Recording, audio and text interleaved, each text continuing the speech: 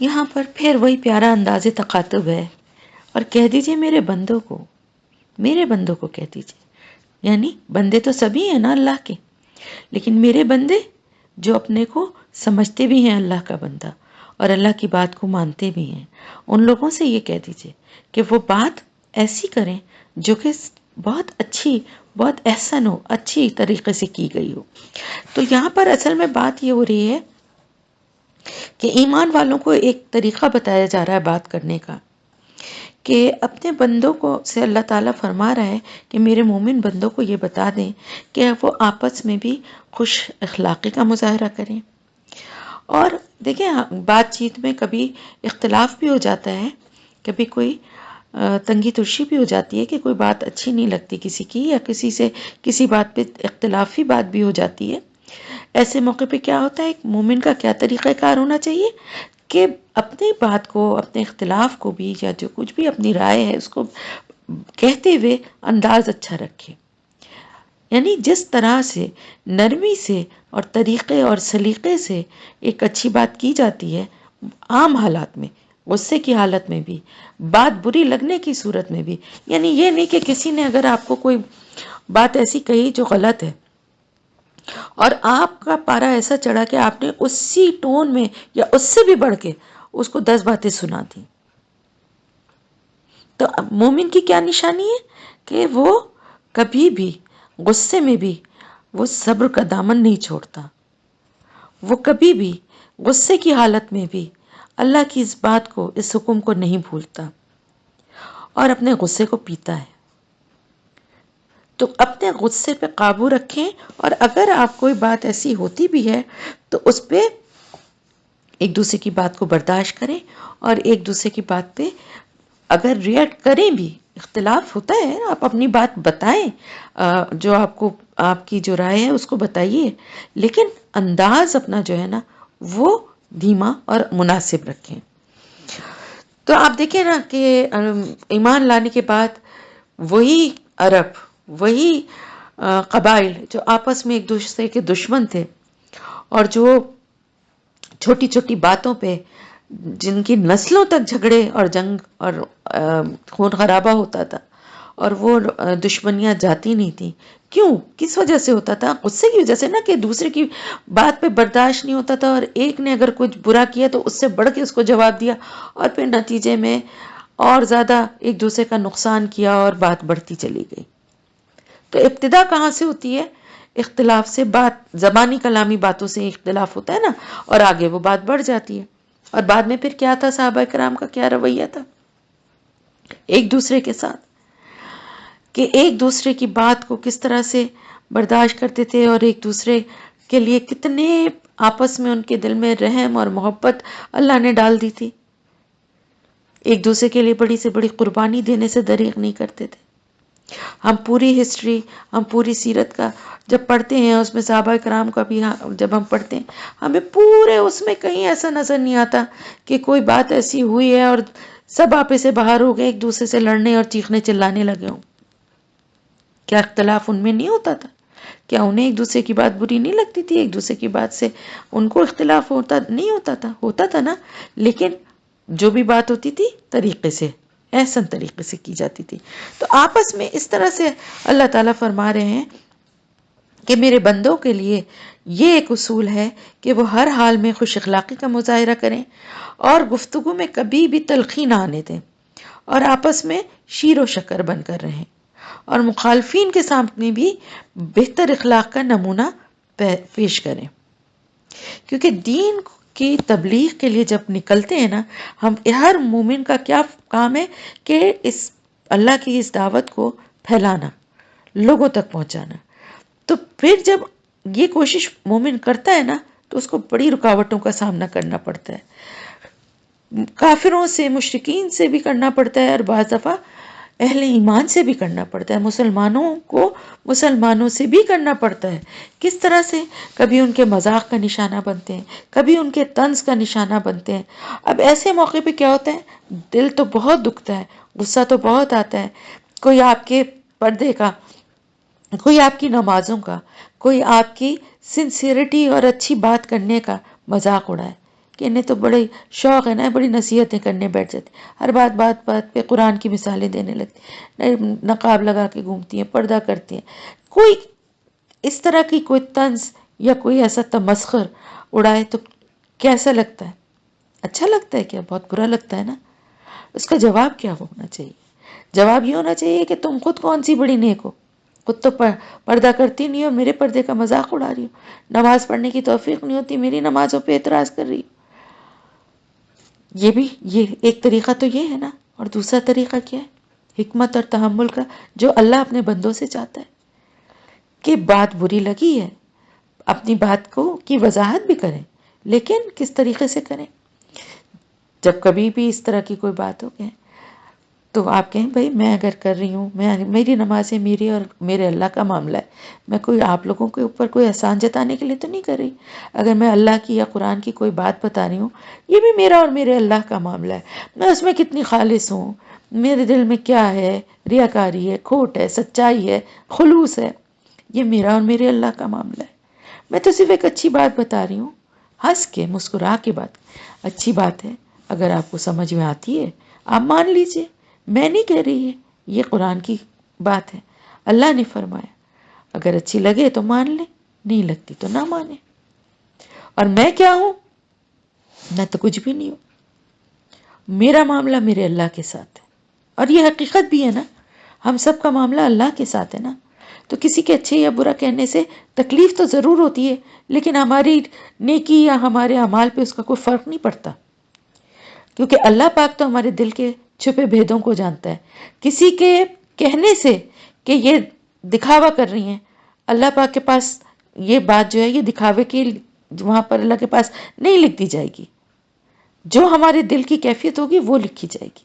تو کسی کے کہنے سے کوئی فرق نہیں پڑتا، ہماری نیکیوں پہ، ہمارے اچھے عمل پر، ہمارے اخلاق پر بھی فرق نہیں پڑنا چاہیے۔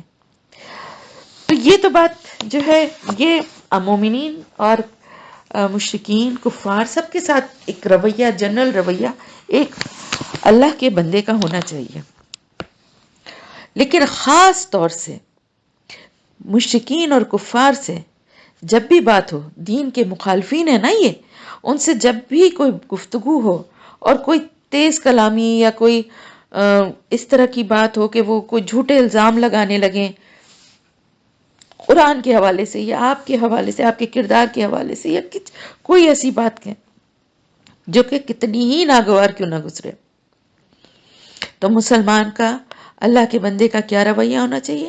غصے میں کبھی بھی آپے سے باہر نہیں ہونا چاہیے، ان کی فضول باتوں کا، ان کی بیہودہ باتوں کا جواب اسی انداز میں، اسی بیہودگی سے نہیں دینا چاہیے، بلکہ ٹھنڈے دل سے ان کفار کے اعتراضات کا جواب دیں، حق بات کہیں، اور جو دعوت دے رہے ہیں اللہ کے دین کی وہ بہت پروقار انداز میں دیں، اپنی بات کو اچھے طریقے سے بیان کریں۔ اور ایسا کیوں اللہ تعالیٰ نے فرمایا کہ ایسا کیوں کرنا ہے؟ کیونکہ جب کبھی بھی مخالفین کی بات کا جواب دیتے ہوئے آپ کے اندر غصے کی آگ بھڑکنے لگے، آپ تلخ کلامی اور آپ اسی انداز میں جواب دینے لگیں، تو آپ کو یہ بات فوراً سوچ لینا چاہیے کہ یہ غصہ جو ہے یہ شیطان کا ہتھیار ہے اصل میں، اور شیطان جو ہے اس کا کام ہے فساد ڈالنا درمیان، یعنی لوگوں کے درمیان فساد ڈالنا، کیونکہ پہلے دن سے جب سے حضرت آدم علیہ السلام کی تخلیق ہوئی اور اس نے سجدہ کرنے سے انکار کیا، اس دن سے شیطان انسان کا کھلا ہوا دشمن ہے، یعنی اس نے اپنی دشمنی چھپائی نہیں، اسی وقت منہ پہ فوراً اتنا شدید حسد تھا کہ اس سے کنٹرول ہی نہیں ہوا، اور وہ دشمنی اس کے منہ پر اسی وقت آ گئی، اور آج تک جو ہے وہ شیطان کی دشمنی اپنی جگہ قائم ہے۔ اور یہ بات یاد رکھیے کہ حسد، غصہ، یہ جذبات جو ہے نا یہ اس کے سب سے بڑے ہتھیار ہیں۔ آپ دیکھیے دنیا کا جو پہلا قتل ہوا جو حابیل کا قابیل نے کیا تھا، اس کی بیس کیا تھی؟ حسد اور پھر غصہ۔ تو یہ بات ہمیشہ یاد رکھیں، اور یہ بھی یاد رکھیں کہ غصے میں انسان کا دماغ کام نہیں کرتا، کیونکہ دماغ جو ہے وہ شیطان کے کنٹرول میں چلا جاتا ہے. اسی لیے بعض دفعہ وہ ایسے کام کر بیٹھتا ہے کہ جب وہ اس کا غصہ ٹھنڈا ہوتا ہے تو اس کو خود بھی یقین نہیں آتا کہ میں نے کیا کر دیا. مثال کے طور پہ بعض دفعہ کسی کو نقصان پہنچا دیتا ہے، کسی کا قتل کروا دیتا ہے. بعض دفعہ میاں بیوی کے درمیان طلاق ہو جاتی ہے، اور جب غصہ ٹھنڈا ہوتا ہے تو وہ بہت پچھتاتے ہیں کہ یہ کیسے میں نے کہہ دیا، یا کیسے میں نے اس کو مار دیا. میں اتنا بھی غصہ، مطلب مجھے اتنا بھی اس کی بات پہ وہ نہیں تھا غصہ کہ میں اس کو اتنی بڑی بات اس کے ساتھ کر دیتا. کیونکہ جب آپ غصہ اپنے اوپر طاری کرتے ہیں تو شیطان کا آپ کے اوپر قبضہ ہو جاتا ہے. شیطان کا آپ کے اوپر کوئی قبضہ نہیں ہے، صرف وسوسہ ڈالتا ہے. لیکن اس وسوسے کو قبول کر کے جب آپ اس کو اپنے اوپر طاری کر لیتے ہیں تو پھر آپ کے اوپر شیطان کا قبضہ ہو جاتا ہے، اور پھر شیطان کے کہے ہوئے جو بھی کام ہوتے ہیں وہ انسان کر دیتا ہے. اور جب وہ غصہ ٹھنڈا ہوتا ہے تو شیطان کا قبضہ بھی دور ہو جاتا ہے، اور شیطان خود ہی چلا جاتا ہے دور کہ اس کو احساس ہونے دو، کیونکہ اب وہ اس تکلیف پہنچانا چاہتا ہے انسان کو. یعنی پہلے تو غصے میں اس سے نقصان کرواتا ہے، اور پھر اس کے بعد اس غصے کے ٹھنڈا ہونے پر اس کے دل میں مایوسی اور تکلیف پیدا کرتا ہے. کیونکہ ظاہر ہے غصے میں کوئی اچھا کام تو نہیں ہوتا نا، جو کچھ بھی ہوتا ہے برا ہی ہوتا ہے. اور پھر جب شعور اور احساس اور سب چیزیں واپس آتی ہیں انسان کی تو پھر اس کو یہ اندازہ ہوتا ہے کہ اس نے یہ کیا کر دیا. تو اللہ تعالیٰ فرما رہے ہیں کہ شیطان کا کام ہی یہی ہے کہ وہ تمہارے درمیان فساد ڈالے. وہ کسی کے دل میں یہ وسوسہ اور یہ باتیں ڈالتا ہے، اور وہ اس کی باتوں میں اس کا اثر قبول کر کے آپ کے لیے بری باتیں کہہ دیتا ہے. اور اب آپ کا کے اوپر کیا ہے کہ اس کے ان تلخ جملوں کو سن کے آپ کو کیا ریئیکٹ کرنا ہے. آپ کو شیطان کے حوالے نہیں ہونا ہے، اس کے قبضے میں نہیں آنا ہے. وقتی طور پہ بہت شدید غصہ آتا ہے، سب کو آتا ہے، ہمیں بھی آتا ہے، آپ کو بھی آتا ہو، لیکن فوراً غصے کو ٹھنڈا کریں. آپ صلی اللہ علیہ وسلم نے فرمایا نا کہ غصہ آئے تو، غصہ کیا ہے؟ آگ ہے، اسے پانی سے ٹھنڈا کرو. فوراً پانی پیو ایک گلاس. جب غصہ آ رہا ہے کوئی بات کہنے سے پہلے ایک گلاس پانی پیو. کھڑے ہوئے ہو تو بیٹھ جاؤ، بیٹھے ہوئے ہو تو لیٹ جاؤ، تاکہ تھوڑا سا معتدل ہو جائے تمہارا مزاج. پانی پی لو، وضو کر لو. پانی تو آگ کو بجھاتا ہے نا، وضو کر لو. یہ سب طریقے ہیں غصے کو ٹھنڈا کرنے کے لیے، کیونکہ جب وہ غصہ ٹھنڈا ہو جائے گا تو اپنی کہی ہوئی باتوں پہ بہت پشیمانی ہوگی. اور شیطان یہی چاہتا ہے، یعنی پہلے تو وہ فساد ڈلواتا ہے، اور اس کے بعد جس کے دل میں احساس ہوتا ہے، جو واقعی میں مومن ہے، جب اس کا غصہ اترتا ہے تو پھر اس کو ندامت بھی ہوتی ہے اپنی کیے ہوئے حرکتوں پہ، اپنی کہی ہوئی باتوں پر. تو شیطان کا یہی کام ہے، کیونکہ وہ انسان کا کھلا ہوا دشمن ہے. اس نے اپنی دشمنی چھپائی نہیں ہے، اس نے کہا ہے میں بہکاؤں گا ہر طرح سے. ابھی آگے پڑھتے ہیں ہم، آپ تفصیل سے وہاں پر میں آپ کو بتاؤں گی کہ اس نے کیا وعدہ کیا اور وہ کس طرح کر رہا ہے. وہ کھلا ہوا دشمن ہے. ربکم، رب تمہارا، عالم خوب جانتا ہے، بکم تمہیں، ان یشا اگر وہ چاہے، یرحمکم وہ رحم کرے تم پر، اور یا اگر یشا یعذبکم وہ چاہے وہ عذاب دے تمہیں. وما اور نہیں ارسلنا کا بھیجا ہم نے آپ کو، علیہم ان پر، وکیلا کارساز بنا کر. اب اللہ تعالیٰ فرما رہے ہیں کہ اللہ تعالیٰ زیادہ بہتر جانتا ہے ہر شخص کے بارے میں. اس کا فیصلہ جو ہے نا وہ علم کی بنا پر ہے. وہ جس پر چاہے اس پر رحم کرے اور جسے چاہے اسے عذاب دے. یہ خالصتاً اللہ کے فیصلے ہیں، اور یہ کس کی بنا پر ہے؟ علم کی بنا پر. کیونکہ اللہ بخوبی جانتا ہے دلوں کا حال، نیتوں کا حال. صرف جو کر رہا ہے عمل وہ ہی نہیں جانتا، بلکہ اس کے علاوہ وہ نیتوں اور دلوں کا حال بھی جانتا ہے. تو وہ زیادہ بہتر جانتا ہے کہ کس پہ اس کو رحم کرنا ہے اور کس کو عذاب دینا ہے. اور اس بات کا یہ بھی مطلب ہے کہ دیکھیں، اپنی زبان سے کسی کے لیے بھی اس قسم کی بات کہنا کہ تم تو جہنمی ہو یا فلانا تو کافر ہے. ہم بعض دفعہ ایک جنرلی ہمارے معاشرے میں یہ بیماری اور برائی بہت عام ہے کہ کسی کے لیے بھی کفر کا فتویٰ صادر کر دیا جاتا ہے مسلمانوں میں سے، ان کے کسی کام یا کسی گناہ کی وجہ سے ہی بے شک کیا جاتا ہو، مثلاً جیسے اداکار ہیں یا گلوکار ہیں یا کوئی بھی ہے مسلمان، تو اس کے لیے عذاب کا یا اس کے لیے رحم کا فیصلہ یہ خالصتاً اللہ کے پاس ہے نا۔ ایک بات ہمیشہ یاد رکھیں، ہم صرف اپنے عمل کے لیے اللہ سے دعا کر سکتے ہیں کہ اللہ تعالیٰ ہم پہ رحم فرمائے، ٹھیک ہے، اور دوسروں کے لیے بھی یہی دعا کر سکتے ہیں کہ اللہ ان پہ رحم فرمائے۔ اگر مومن ہیں تو اللہ ان کے ایمان کی حفاظت کرے، ان کو ہدایت دے، اور اگر وہ مومن نہیں ہے تو ان کے لیے دعا کر سکتے ہیں کہ مثلاً کوئی نان مسلم ہے جس سے ہمارا واسطہ ہے اور ہم چاہتے ہیں کہ وہ ہدایت کے راستے پہ آئے، ہم اسے اچھی باتیں بھی بتاتے ہیں، اس کے لیے دعا بھی کرنی چاہیے کہ اللہ اس کو ہدایت دے دے۔ یہ صرف ہمیں صرف یہ دعا کرنی چاہیے، فیصلہ نہیں کہ میں تو جنتی ہوں یا میری تو نیکیاں بہت ہیں یا فلاں شخص جنتی ہے یا فلاں شخص جو ہے وہ تو اتنا جھوٹ بولتا ہے وہ تو دوزخ میں جائے گا۔ یہاں پہ یہ بات اس لیے ہو رہی ہے کہ بعض دفعہ اس وقت کے جو حالات تھے اس میں جب مشرکین اور کفار کی طرف سے مسلمانوں کو بڑی سختیاں اور تکلیفیں ملتی تھیں، تو ہو سکتا ہے شاید کبھی یہ بات اس طرح کی نکل جاتی ہو کسی کے منہ سے کہ اتنا مسلمانوں کے پر تنگ کرنے والے لوگ تو یہ تو جہنم میں جائیں گے۔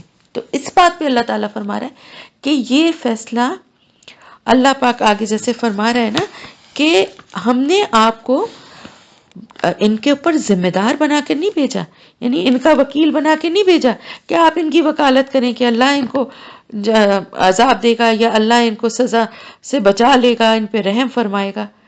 یہاں پر آپ صلی اللہ علیہ وسلم کو مخاطب کر کے کیوں یہ بات کہی جا رہی ہے؟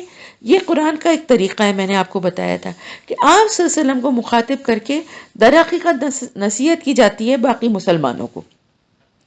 نعوذ باللہ استغفر اللہ، آپ کی ذات سے تو یہ امید نہیں ہے آپ نے ایسا کیا، اور آپ صلی اللہ علیہ وسلم سے اس لیے بھی یہ بات کہی جا رہی ہے کہ آپ بہت کڑھا کرتے تھے کہ یہ ایمان نہیں لاتے نا جو کفار تھے، اور آپ ان کے لیے دعائیں کیا کرتے تھے تو کہ یہ ان کے اوپر اللہ پاک رحم فرمائے، اور یہ تو آپ صلی اللہ علیہ وسلم کی محبت اور شفقت میں تو کوئی شک نہیں ہے، لیکن اللہ تعالیٰ فرما رہے ہیں کہ یہ خالصتاً اللہ کا معاملہ ہے کہ وہ جس کو چاہتا ہے اس کا یعنی جس کے اوپر وہ چاہتا ہے اس کے اوپر رحم فرمائے گا، اور جس کو چاہے گا اس کو عذاب دے گا۔ یہ خالصتاً اللہ کا اختیار ہے۔ وہ انسانوں کے ظاہر و باطن سے بھی واقف ہے، ان کے حال اور مستقبل سے بھی واقف ہے، اس کو پتہ ہے نا کہ کس کے دل میں کتنی نیکی ہے۔ اور کیا بہت سے لوگ ایسے ہیں، جیسے خالد بن ولید کی ہی مثال میں لوں گی کہ کتنے دشمنی میں کتنے کٹر اور سخت تھے، اور کتنی دشمنی تھی اور کتنی فراست تھی کہ ان کی وجہ سے غزوہ احد میں جیتی ہوئی جنگ جو تھی وہ کس طرح بازی پلٹ گئی تھی۔ اور اس کے بعد لیکن آپ دیکھیں کہ جب وہ مسلمان ہوئے تو ان کا کیا حال تھا، سیف اللہ، اللہ کی تلوار کا ان کو خطاب ملا۔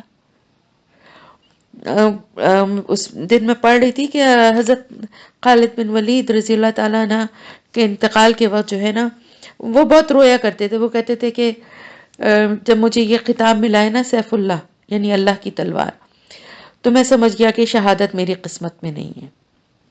کیوں؟ اس لیے کہ اللہ کی تلوار کبھی ٹوٹ نہیں سکتی۔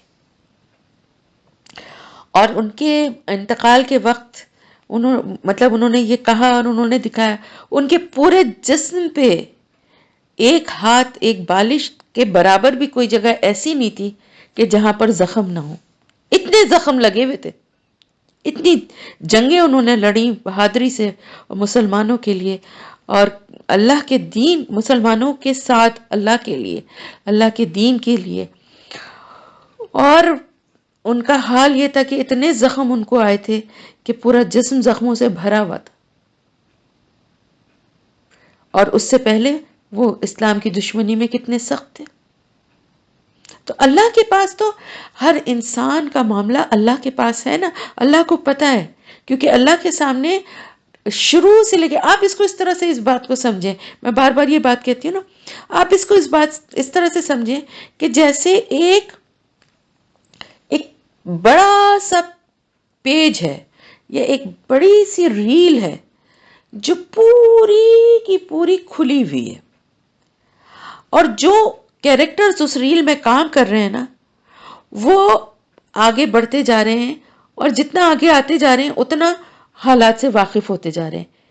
لیکن اللہ کی ذات وہ واحد ذات ہے جس کے آگے وہ پوری بیک وقت کھلی ہوئی ہے، زمان و مکان کی کوئی قید نہیں ہے۔ آگے اور پیچھے، اتنے سال پرانا اور اتنے سال پرانے کی اللہ کے پاس کوئی بھی اس طرح کی کوئی قید، کوئی شرط، کوئی قانون نہیں ہے۔ یہ ہمارے لیے، اس دنیا کے لیے بنائے گئے قانون ہے۔ تو ایک صفحہ سا کھلا ہوا ہے جس میں حضرت آدم علیہ السلام سے لے کر قیامت کے دن تک کے سارے معاملات ایک ساتھ کھلے ہوئے ہیں اور اللہ پاک کے سامنے ہیں۔ اب آپ کو سمجھ میں آیا کہ اللہ کیسے باخبر ہے؟ لوگ کہتے ہیں نا کہ اگر ہم کوئی غلط کام کر رہے ہیں تو بھئی ہمارے لیے تو لکھ ہی دیا گیا تھا، تو ہی کر رہے ہیں۔ لکھا نہیں گیا ہے، یہ سب کچھ بیک وقت ہو رہا ہے، ایک ساتھ ہو رہا ہے، ہمیں یہ اسٹیپ بائی اسٹیپ لگ رہا ہے۔ شاید آپ کو ابھی بھی سمجھ میں نہیں آئی ہو میری بات، میں اس کو انشاءاللہ ایکسپلین اچھے سے کروں گی انشاءاللہ تعالی۔ مجھے یاد دلا دیجیے گا اگر میں بھول جاؤں تو میرے خیال سے کافی حد تک تو ویسے میں نے سمجھا ہی دیا۔ تو اللہ کو بہت اچھے سے پتا ہے کہ کون ایمان لانے والا ہے، کیونکہ اللہ کے پاس سارے زمانے کھلے ہوئے ایک ساتھ۔ ایک شخص یعنی جیسے حضرت خالد بن ولید کی مثال لے لیں، یا حضرت عمر کی مثال لے لیں، یا ان سب کی مثال لے لیں جو پہلے ایمان نہیں لائے تھے اور اسلام کی دشمنی میں بڑے سخت تھے۔ وہ اس وقت جب وہ سختیاں کر رہے تھے، اللہ کے پاس وہ زمانہ بھی کھلا ہوا تھا اور آگے کا بھی، جہاں پہ وہ ہدایت کے راستے پہ آ کے مومن ہو گئے اور اللہ کے دین کے لیے اتنا کام کیا انہوں نے۔ ہمیں نہیں پتا تھا، لیکن ایک عام آدمی کو تو نہیں پتا نا، وہ تو جب وہ مہینے اور دن اور سال گزرتے ہوئے وہاں تک پہنچے گا تو اسے پتا چلے گا۔ اب سمجھ میں آئی نا بات؟ تو اس لیے اللہ ہر حال سے، ہر چیز سے باخبر ہے، اس کے سامنے یہ پوری کائنات کے راز ایک ساتھ سارے کھلے ہوئے، کیونکہ اسی کی تخلیق ہے، اسے سب پتا ہے۔ تو اس لیے کسی کے لیے بھی اس طرح کی بات کہنا کہ وہ اللہ کس پر رحمت فرمائے گا اور کسی عذاب دے گا، یہ کسی کو زیب نہیں دیتا۔ اور سب سے بڑی بات یہ ہے کہ نبی کا کام جو ہے وہ ہے لوگوں کو دعوت دینا، دین کی طرف بلانا، لیکن لوگوں کی قسمتیں اس کے ہاتھ میں نہیں دی گئی ہیں کہ وہ کسی کے حق میں رحمت کا یا کسی کے حق میں عذاب کا فیصلہ کرے۔ اگر ایسا ہوتا تو آپ اپنے چچا کو ہی سب سے پہلے ان کے لیے ہی رحمت کا فیصلہ نہ کروا لیتے۔ تو یہ بات جو ہے نا، یہاں پر اللہ تعالیٰ نے آپ کے ذریعے مسلمانوں کو تنبیہ کی ہے، اور اس طرح سے اس بات کہنے کا مقصد یہ ہے کہ جب کسی نبی تک کو یہ منصب نہیں دیا گیا تو تم اپنے طور پہ جنت اور دوزخ کا فیصلہ کرنے والے کون ہوتے ہو؟ ٹھیک ہے، یہ بات اچھے سے سمجھ میں آ گئی۔ وَرَبُّ کا، اور رب آپ کا، عالم خوب جانتا ہے، بمن اسے جو فی السماواتی آسمانوں میں ہے، والارض اور زمین میں ہے، وَلَقَدْ اور البتہ بلا شبہ، فضلنا فضیلت دی ہم نے، بعد النبیین بعض نبیوں کو، علی بعض بعض پر، وآتینا اور دی ہم نے داؤد زبورا داؤد علیہ السلام کو زبور۔ اب اس ایک اور بات بھی ہے کہ دیکھیں، ایک ٹسل سی تھی، یہودیوں نے ایک آپ صلی اللہ علیہ وسلم کے لیے ایک محاذ بنا لیا تھا، اور اس کی بیس جو تھی وہ صرف ان کی نسلی عصبیت تھی، اور اس کی بنا پر وہ حضرت موسیٰ علیہ السلام اور حضرت داؤد اور حضرت سلیمان یعنی اپنے بنی اسرائیل کے ان پیغمبروں کو تو مانتے تھے، لیکن اس کے آگے کی جو چین ہے، یعنی جیسے حضرت عیسیٰ علیہ السلام کو بھی نہیں مانتے تھے، حضرت صلی اللہ علیہ وسلم کو بھی نہیں مانتے تھے، اسی طرح عیسائی جو تھے اور حضرت عیسیٰ علیہ السلام کو تو مانتے تھے لیکن آپ صلی اللہ علیہ وسلم کو نہیں مانتے تھے۔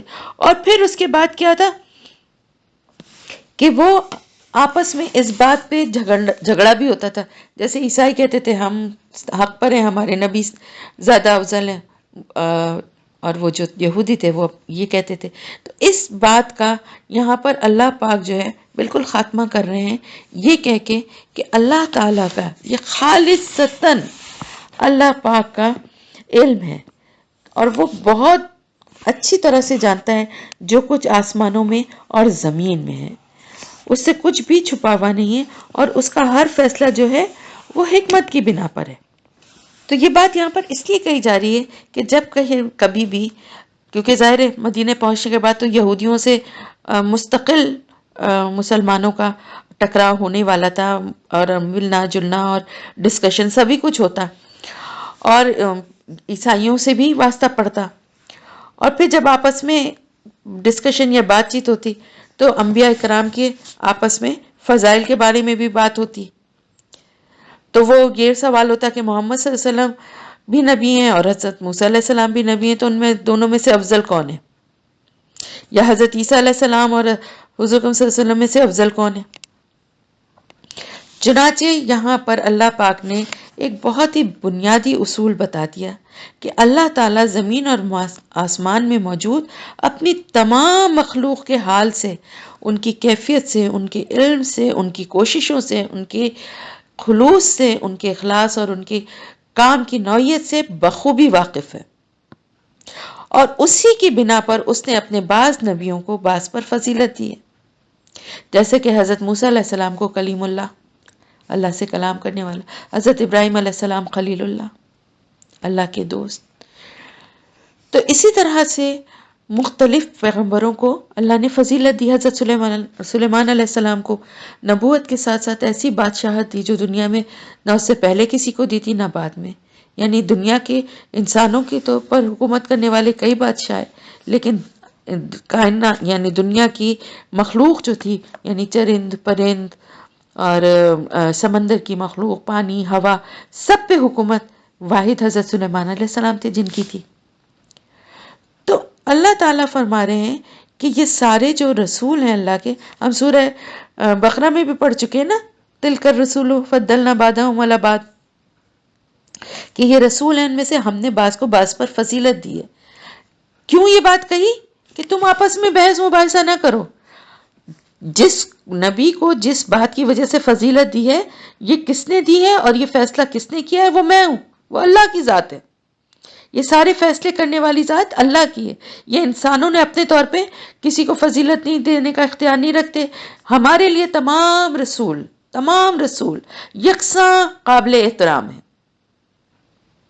ہمیں کسی کا مقابلہ کسی سے کرنے کی اجازت نہیں ہے، ہمارے لیے سب قابل احترام ہے. ہاں بے شک آپ صلی اللہ علیہ وسلم آخری رسول ہیں، خاتم النبیین ہیں، اور آپ کے پر قرآن جو کہ آخری کتاب ہے وہ نازل ہوئی ہے، اور ظاہر ہے ہمارے رسول ہیں، اور ہمیں ایک ان سے محبت اور اٹیچمنٹ کا ایک الگ رشتہ ہے، وہ بات الگ ہے. لیکن ہمیں بھی نعوذ باللہ استغفر اللہ، اور ایسا مسلمان کہتے بھی نہیں ہیں، سمجھتے بھی نہیں ہیں کہ وہ کسی کا کسی سے مقابلہ کریں اور کسی کو کسی سے افضل یا کمتر نعوذ باللہ استغفر اللہ کہیں. ہم سے تو لاکھوں کروڑوں اربوں درجے بلند ہستیاں ہیں یہ، درجے میں اور علم میں اور اپنی کوششوں میں اللہ کے نزدیک ان کا جو مقام ہے، تو ہمارے لیے تو سب قابل عزت ہے. تو اسی لیے اللہ تعالیٰ فرما رہے ہیں کہ یہ تمام انبیاء جو ہیں یہ یکساں جو ہیں وہ مسلمانوں کے لیے قابل احترام ہے. لیکن آپ صلی اللہ علیہ وسلم جو ہیں بے شک انبیاء کرام میں سب سے افضل ہیں، مگر بغیر کسی موقع کو دیکھے، یعنی جہاں ضرورت نہیں ہے وہاں بلا وجہ یہ کہنا ہمارے نبی تو سب سے افضل ہیں اور تمہارے نبی سے درجہ بلند ہے، اور یہ اس طرح کی باتیں کرنا مناسب نہیں ہے کہ جس سے دوسرے لوگ مشتعل ہوں اور ان کی مخالفت جو ہے وہ اور بڑھ جائے، نفرت اور بڑھ جائے. تو اس طرح کی بات کرنے کا حق جو ہے کہ وہ اللہ تعالیٰ نے اس سے منع فرمایا. اللہ تعالیٰ نے فرمایا کہ اللہ کے نبیوں کے درمیان درجہ بندی نہ کرو. اور آپ صلی اللہ علیہ وسلم نے مزید آگے یہ فرمایا کہ کسی شخص کے لیے یہ جائز نہیں ہے کہ وہ یوں کہے کہ میں محمد صلی اللہ علیہ وسلم یونس بن متی سے افضل ہوں.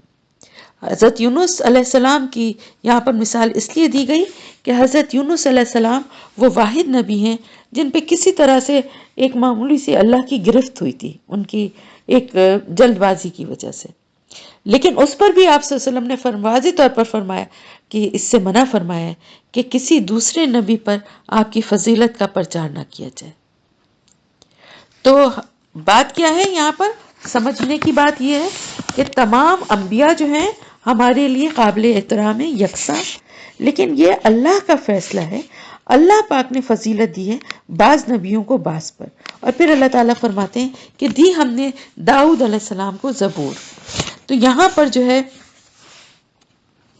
داؤد علیہ السلام جو تھے در حقیقت بادشاہ تھے. داؤد علیہ السلام بھی بادشاہ تھے اور ان کے بیٹے حضرت سلیمان علیہ السلام بھی بادشاہ تھے.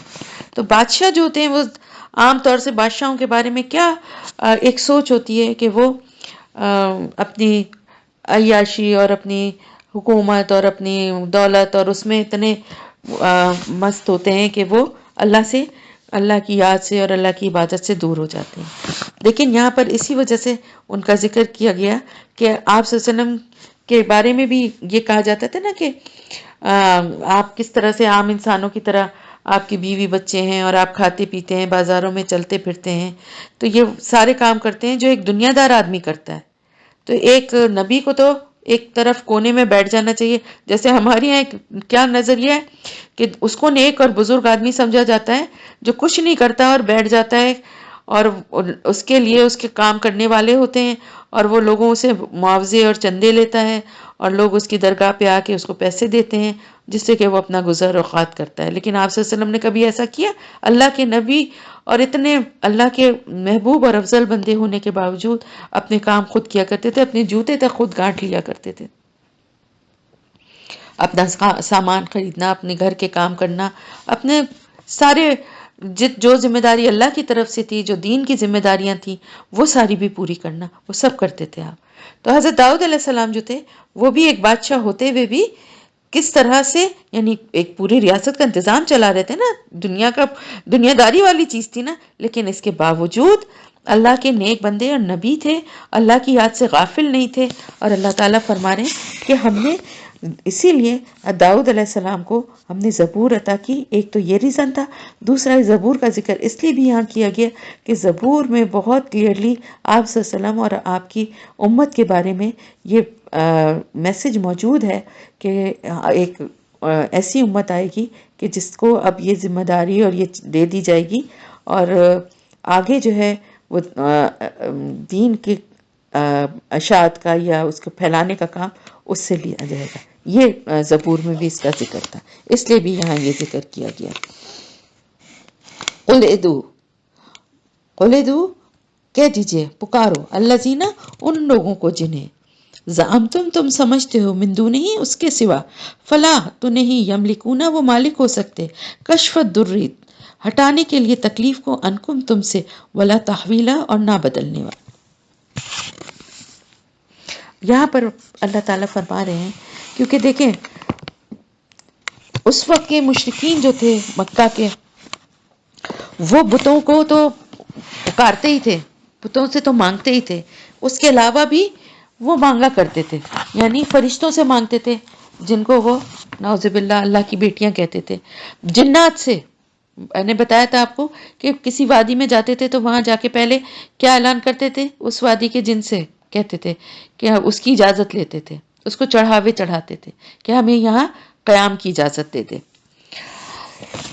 تو اللہ تعالیٰ فرما رہے ہیں ان سے کہ وہ جنہیں تم پکارتے ہو اللہ کے سوا وہ تو تمہاری تکلیف کو دور کرنے والے نہیں ہیں. اور یہی بات سب سے کہی جا رہی ہے، یعنی قرآن کا ہر میسج جو ہے وہ ڈائریکٹلی تو اس دور کے لیے ہے لیکن انڈائریکٹلی وہ ہم سب کے لیے.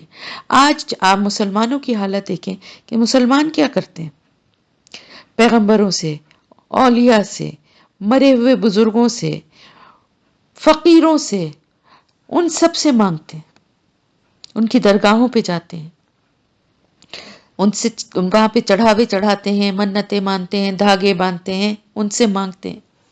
اور اگر ان کو یہ کہا جائے کہ یہ تمہیں کچھ دینے کی مطلب ان کے پاس کوئی ایسی طاقت یا ایسا قدرت نہیں ہے کہ یہ تمہیں کچھ دے سکیں، اللہ سے مانگو، تو ناراض ہوتے ہیں، کہتے ہیں ہم اللہ سے تو مانگتے ہیں، ہم کب ان سے مانگتے ہیں، یہ تو وسیلہ ہیں، یہ تو ہمارا ذریعہ ہے، یہ ہماری بات اللہ تک پہنچانے والے ہیں، اللہ کے محبوب بندے ہیں، یہ ہمارا کام کروا دیں گے.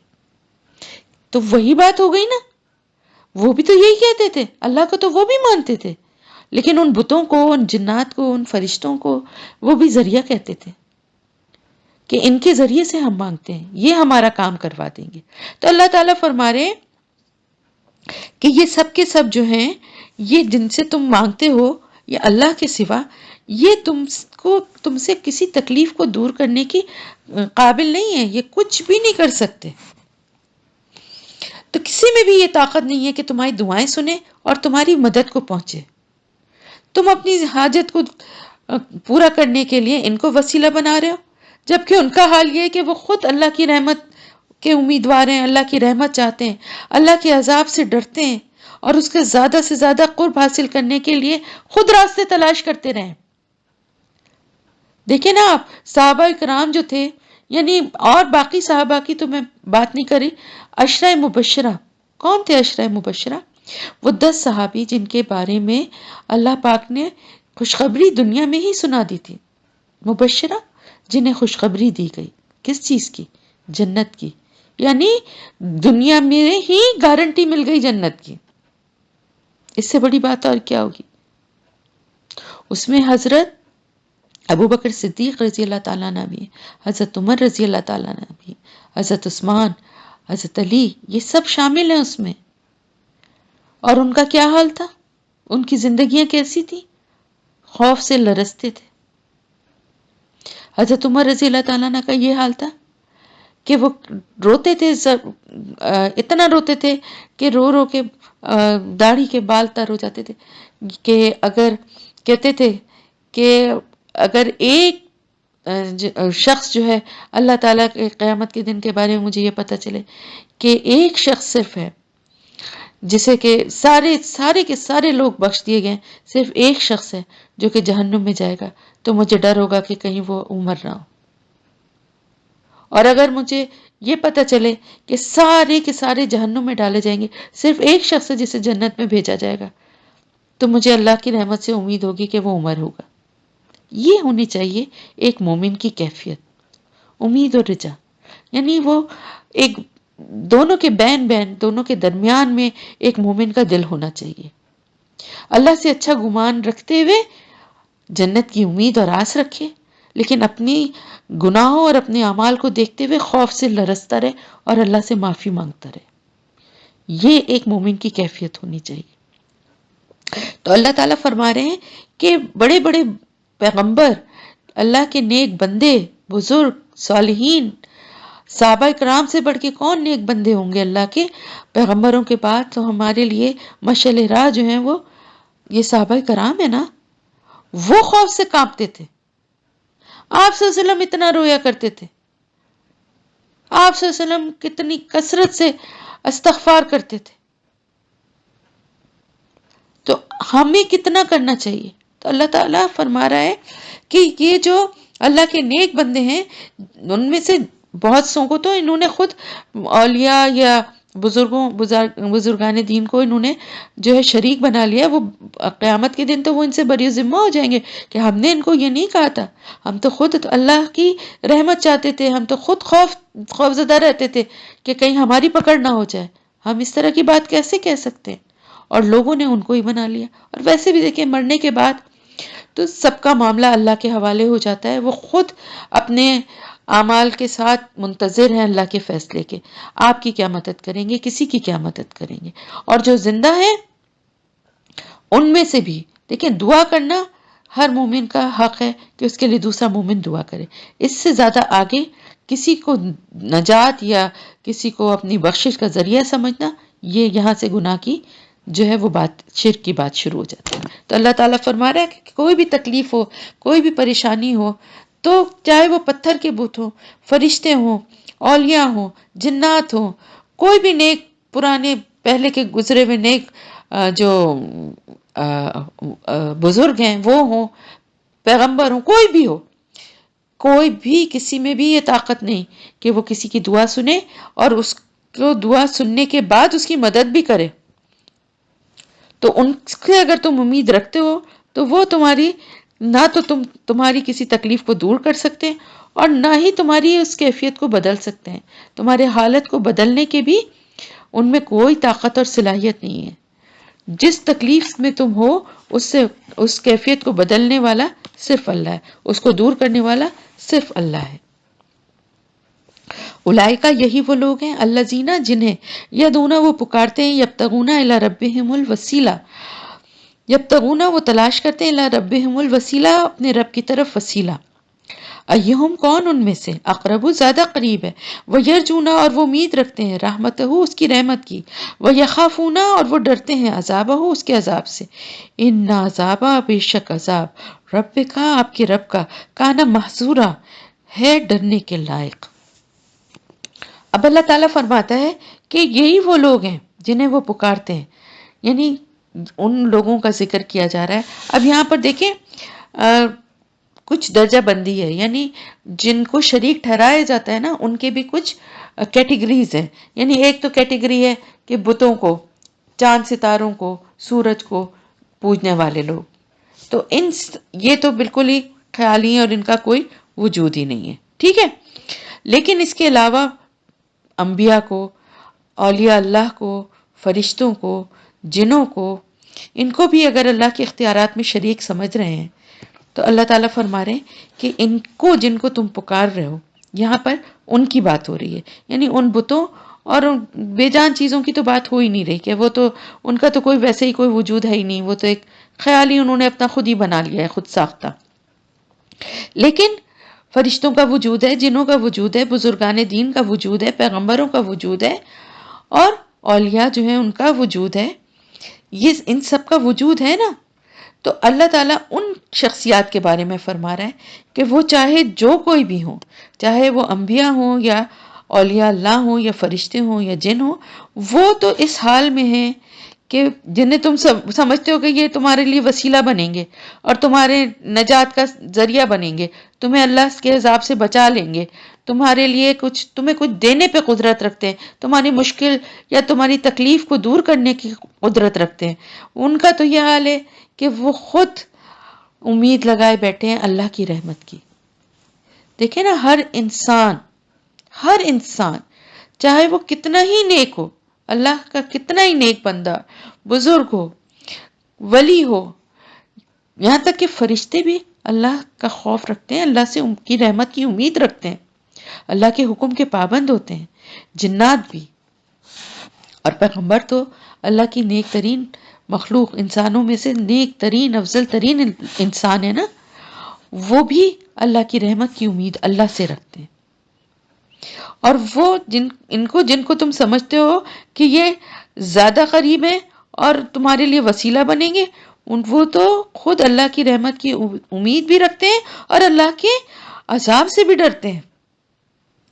یعنی کتنے بڑے بڑے بزرگان دین جو گزرے ہیں، ان میں سے کسی ایک کا واقعہ بتا دیں جو یہ کہتا ہو کہ میں بڑا بے خوف ہوں، مجھے تو کوئی اللہ کے عذاب کا یا مجھے جہنم کا یا مجھے سختیوں کا، اللہ کی سزاؤں کا کوئی خوف ہی نہیں ہے، کیونکہ میں تو بڑا نیک ہوں اور میں تو دوسروں کے لیے بلکہ آج کل کام کر رہا ہوں کہ میں ان کی بخشش کروا دوں اللہ سے۔ ایسا دعویٰ کبھی آج تک کسی نے کیا ہے؟ کسی پیغمبر تک نے نہیں کیا ہے۔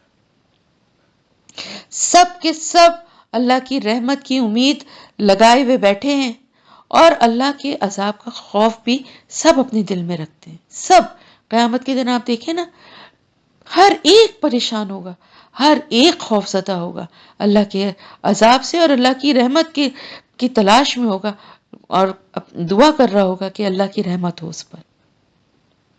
کیوں؟ بے شک اللہ کا عذاب ہے ہی ڈرنے کی چیز، کوئی معمولی بات نہیں ہے اللہ کا عذاب۔ استغفر اللہ، اللہ کا عذاب بہت بہت، اللہ اپنی پناہ میں رکھے ہمیں بھی، آپ کو بھی، اور تمام مسلمانوں کو۔ اللہ کا عذاب ہے ہی ڈرنے کی چیز۔ اللہ کی ذرا سی ناراضگی کی نظر بھی ہم نہیں برداشت کر سکتے، عذاب تو بہت، سزا اور عذاب جو ہے نا، یہ تو اللہ نہ کرے کہ کسی کے لیے بھی ہو۔ تو اگر وہ ڈرتے ہیں، وہ نیک لوگ، وہ انبیاء، وہ فرشتے بھی ڈرتے ہیں، جن، انسان، بزرگ، سب ڈرتے ہیں، اگر وہ اس خوف میں ہیں اللہ کے عذاب کے، تو اس میں کوئی شک بھی نہیں ہے، ہونا بھی چاہیے۔ اللہ کا عذاب ہے ہی ایسی چیز کہ جس کا ڈر ہونا چاہیے۔ تو اللہ کا عذاب برحق ہے جس طرح اللہ کی رحمت برحق ہے۔ اللہ کی رحمت کی امید بھی رکھنی چاہیے اور اللہ کے عذاب کا خوف بھی رکھنا چاہیے، کیونکہ ہماری کوئی اوقات نہیں ہے جب اللہ کے نیک بندے، اللہ کے بہت نیک نیک بندے جو بڑے بڑے پیغمبر اور بزرگ گزرے ہیں، وہ یہ خوف دل میں رکھتے تھے، تو ہماری کیا اوقات اور ہماری کیا مجال ہے۔ بے شک اللہ کا عذاب ڈرنے کی چیز ہے، بہت ڈرنے کی چیز ہے۔ وَإِن مِّن قَرْيَةٍ، اور نہیں کوئی بستی، الا مگر نحنو مہلکوها، ہم ہلاک کرنے والے ہیں اسے، قبل یوم القیامہ، قیامت کے دن سے پہلے، او یا معذبوها، عذاب دینے والے ہیں اسے، عذاباً شدیدا، سخت عذاب، شدید عذاب۔ کان ذالکا، یہ ہے فی الکتابی، کتاب میں، مستورہ، لکھا ہوا۔ اللہ تعالیٰ فرما رہے ہیں کوئی بستی ایسی نہیں ہے کہ جسے ہم ہلاک کر دیں، یعنی جسے ہم ہلاک نہیں کریں گے، مطلب یہ ہے یعنی کوئی بھی ایسی بستی نہیں ہے جسے ہم ہلاک نہیں کریں گے یا جو ختم نہیں ہوگی، ہر بستی کو ختم ہونا ہے۔ یہ آپ دیکھیں، یہ دنیا کا قاعدہ ہے، شروع سے لے کے اگر آپ دنیا کا مطالعہ کریں، بڑی بڑی قومیں آئیں، بڑی بڑے ملک اور قبیلے، اور پہلے قبیلے تھے، آج ان کے نام و نشان بھی نہیں ہے۔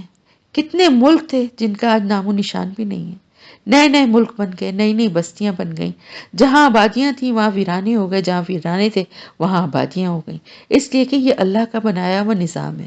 اللہ تعالیٰ فرما رہے ہر بستی کو ختم ہونا ہے، چاہے الگ اس طرح سے ہو کہ آہستہ آہستہ لوگ مر گئے، ختم ہو گئے، بستیاں ختم ہو گئیں، یا پھر عذاب کی شکل میں اللہ پاک ان کو اکٹھا برباد کر دے، تباہ کر دے۔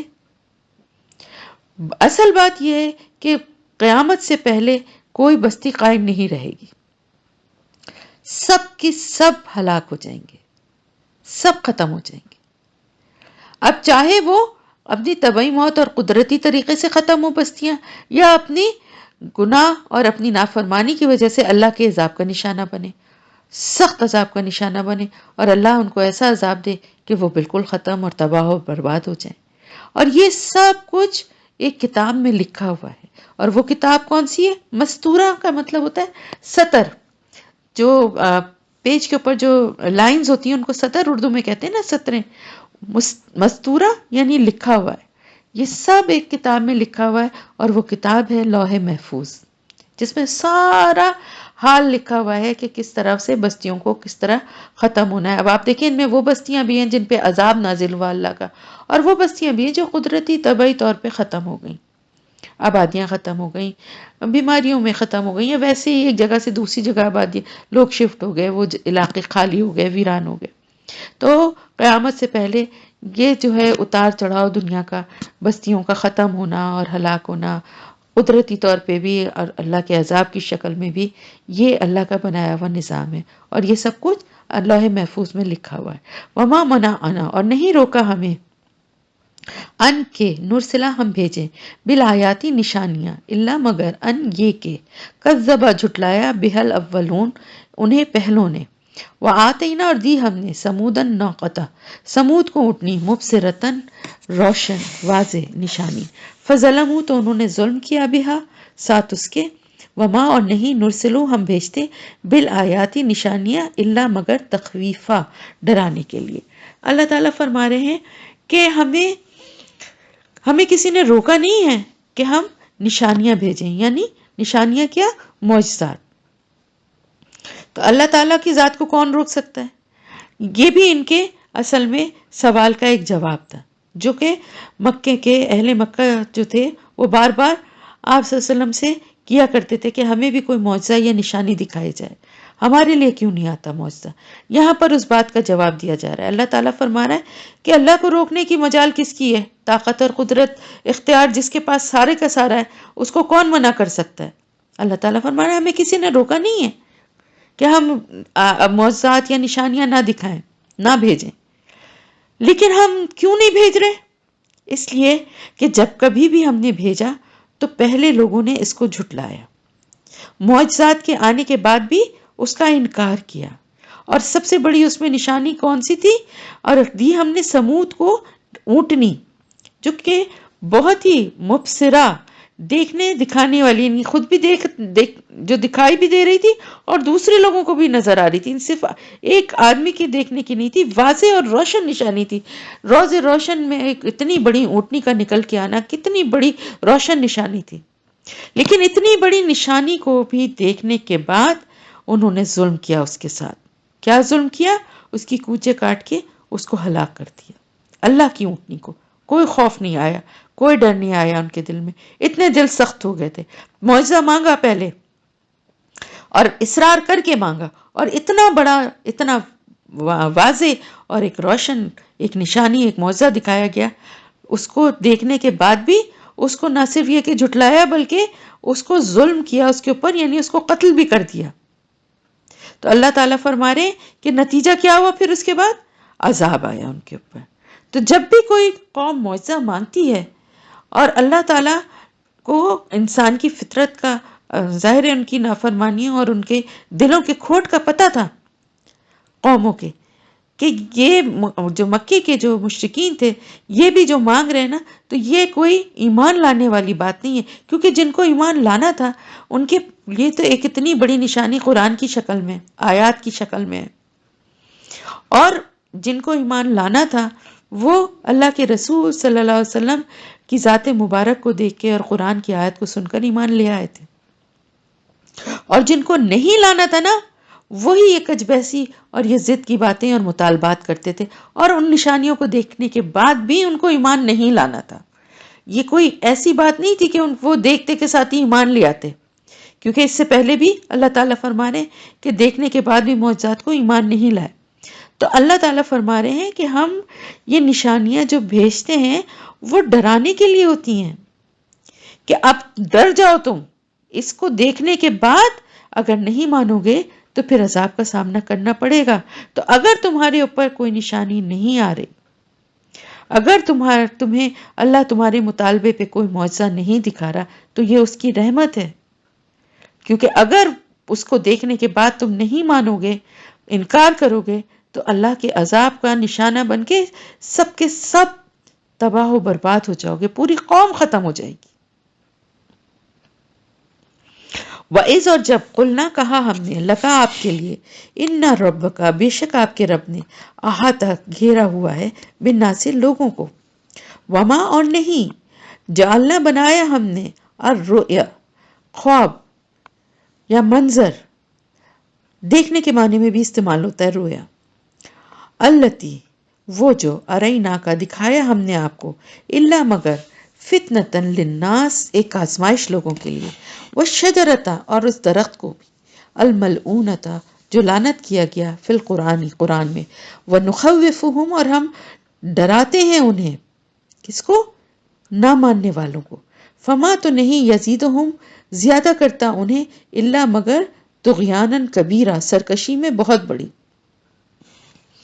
اب یہاں پر پہلے تو جو ذکر ہو رہا ہے کہ ہم نے آپ سے، آپ صلی اللہ علیہ وسلم سے اللہ تعالیٰ فرما رہے ہیں کہ ہم نے، آپ کے رب نے گھیرا ہوا ہے لوگوں کو، احاطہ کیا ہوا ان کا۔ جیسا کہ میں نے آپ کو بتایا کہ یہ سورت جو ہے ہجرت سے 1 سال پہلے کا واقعہ ہے، جب یہ اس کا نزول ہوا ان آیات کا، اور جو مشرکین اور کفار تھے ان کی دشمنی عروج پہ پہنچ چکی تھی۔ تو اللہ تعالیٰ یہاں پر آپ صلی اللہ علیہ وسلم کو ایک طرح سے حوصلہ بھی دے رہے ہیں، اور ایک اللہ تعالیٰ اپنے جو قدرت اور اختیارات ہے اس کے بارے میں بھی اللہ پاک دوبارہ سے، یعنی یہ تو پتہ ہی تھا، آپ صلی اللہ علیہ وسلم کو معلوم ہے کہ اللہ پاک سب کو گھیرے میں لیے ہوئے اور اللہ پاک کی قدرت کس حد تک ہے، لیکن یہاں پر یہ بات کیوں کہی جا رہی ہے؟ اور مزید آپ کی دلجوئی کے لیے، آپ کا حوصلہ بڑھانے کے لیے، کہ جتنی بھی یہ مخالفت اور مزاحمت جو کر رہے ہیں یہ قریش، ان کے ایک چالیں کچھ بھی چلنے والی نہیں ہیں، یہ جتنا بھی زور لگا لیں یہ کسی طرح آپ کی دعوت کا راستہ نہیں روک سکیں گے، اور جو کام اللہ نے آپ کے سپرد کیا ہے وہ ان کی ہر کوشش مزاحمت کے باوجود ہو کر رہے گا۔ اور اب یہ جو معجزہ بار بار مانگ رہے تھے نا، تو ایک طرح سے اب ایک معجزہ بھی دکھا دیا گیا ہے، اور وہ معجزہ کیا تھا؟ آیت کے اگلے حصے میں اس کے بارے میں بھی بتایا جا رہا ہے، یعنی آپ کے رب نے ایک ایک کے بارے میں اس خبر رکھتا ہے. وہ اس نے سب کو اپنے گھیرے میں. احاطہ کیا ہوتا ہے؟ احاطہ جیسے کمپاؤنڈ، گھیرنا. تو اللہ پاک نے سب اللہ کے قبضہ قدرت میں ہے. اللہ نے سب کو اپنے گھیرے میں لیا ہوا ہے. اور اللہ تعالیٰ فرما رہے ہیں کہ جو ہم نے آپ کو دکھایا ہے منظر، رویا خواب کو بھی کہتے ہیں. اسی لیے بہت سارے مفسرین یا کچھ عالموں نے اس کو یہ بھی اس کی تفسیر کی ہے، اس کی تشریح کی ہے کہ شاید یہ واقعہ معراج جو تھا یہ آپ کو عالم خواب میں دکھایا گیا. لیکن آپ اگر پوری آیت کے اس حصے کو پڑھیں تو آپ کو خود سے بھی ایک بات سمجھ میں آ جائے گی کہ اگر یہ ایک خواب ہوتا، رویا دیکھنے کے معنی میں بھی استعمال ہوتا ہے، منظر بھی ہے، تو اگر یہ خواب ہوتا تو اللہ تعالیٰ یہ فرماتے کہ معراج کا جو سفر ہے، یعنی جو یہاں سے مکے سے لے کے بیت المقدس اور بیت المقدس سے جو آسمان تک کا سفر ہے نا، اسرا اور معراج یعنی عروج، یعنی اوپر چڑھنا، تو آسمانوں تک کا جو سفر ہے، اگر یہ خواب میں ہوتا تو اس سے کسی کی آزمائش کیسے ہو سکتی؟ آگے اللہ تعالیٰ فرما رہے ہیں نا کہ ہم نے یہ جو آپ کو دکھایا ہے یہ سب کچھ، یہ ایک آزمائش ہے لوگوں کے لیے. کیونکہ دیکھیں خواب میں تو کچھ بھی دیکھا جا سکتا ہے اور کچھ بھی بتایا جا سکتا ہے، نہ اس پہ کوئی آزمائش ہے، نہ اس پہ کسی کو اعتراض ہے. کوئی اعتراض نہیں کر سکتا نا. بھئی خواب میں ہم نے دیکھا ہے، کچھ بھی دیکھ سکتے ہیں، ہم نے جنت دیکھی ہے، تو کوئی یہ تو نہیں کہے گا کہ یہ ایسا ہو ہی نہیں سکتا. ہو سکتا ہے نا، خواب میں کچھ بھی دیکھ سکتے ہیں. لیکن اصل فتنہ کیوں بنا یہ کہ آپ صلی اللہ علیہ وسلم کا یہ فرمانا اس دور میں کہ آپ راتوں رات بیت المقدس گئے اور وہاں سے پھر آپ نے آسمان تک کا سفر کیا اور پھر وہاں سے آپ واپس آئے، اور یہ سب کچھ رات کے ایک حصے میں ہوا. اور آپ واپس، یعنی جب آپ واپس آئے تو آپ کا بستر اسی طرح گرم تھا. جیسے بستر سے ہم نکلتے ہیں تو بستر گرم ہوتا ہے نا، اسی طرح بستر گرم تھا. تو یہ بات جو تھی ان کی حلق سے اتر نہیں رہی تھی. اور اس پہ جو ہے بعض کمزور عقیدے کے مسلمان تک شک و شبے والی باتیں کرنے لگے تھے کہ یہ کیسے ممکن ہے. یعنی یہ ایک ناممکن بات تھی اس دور میں. آج تو پھر بھی کسی حد تک کوئی شاید مان لے، آسمان تک جانے پہ تو آج بھی لوگ خیر نہ مانیں، لیکن یہ بیت المقدس تک جانے اور آنے کو تو پھر بھی ایکسیپٹ کر لیں. لیکن اس دور میں تو یہ پاسبل لگتا ہی نہیں تھا نا. لیکن اصل میں ہماری آزمائش کیا ہے؟ ہماری آزمائش کیا ہے؟ بغیر دیکھے ہوئے چیزوں پر بھی اور ناقابل یقین باتوں پر بھی جو اللہ اور اس کے رسول نے بتا دیا ایمان لانا. یؤمنون بالغیب، غیب پہ ایمان ہمارے ایمان کا حصہ ہے.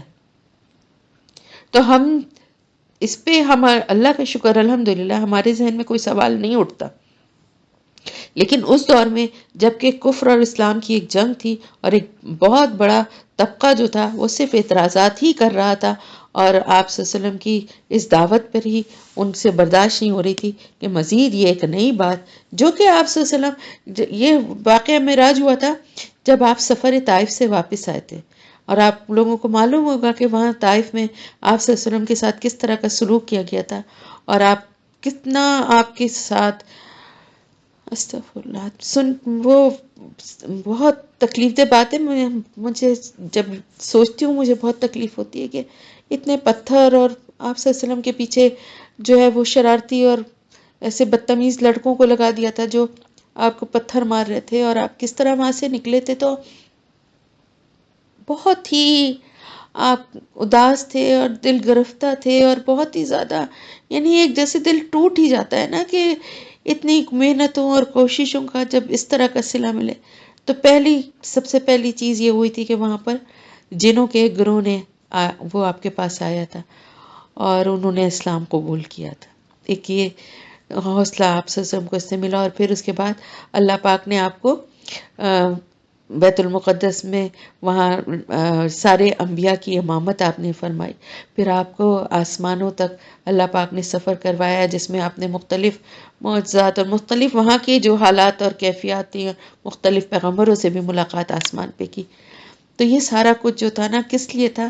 یہ دکھانے کے لیے کہ آپ صلی اللہ علیہ وسلم کا درجہ اور آپ کا مقام کیا ہے، اور آپ ان کی باتوں سے دل برداشتہ نہ ہو، اداس نہ ہو، اپنا دل نہ دکھائیں۔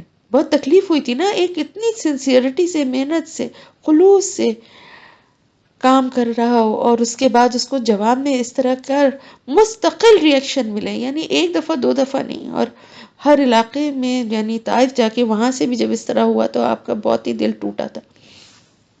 تو یہ سفر معراج جو تھا یہ ایک اس وجہ سے بھی تھا۔ فتنہ اور بھی کیا تھا؟ شجرت الملعونہ، یعنی وہ درخت ملعون ہے، جو ملعون کیا ہوتا ہے؟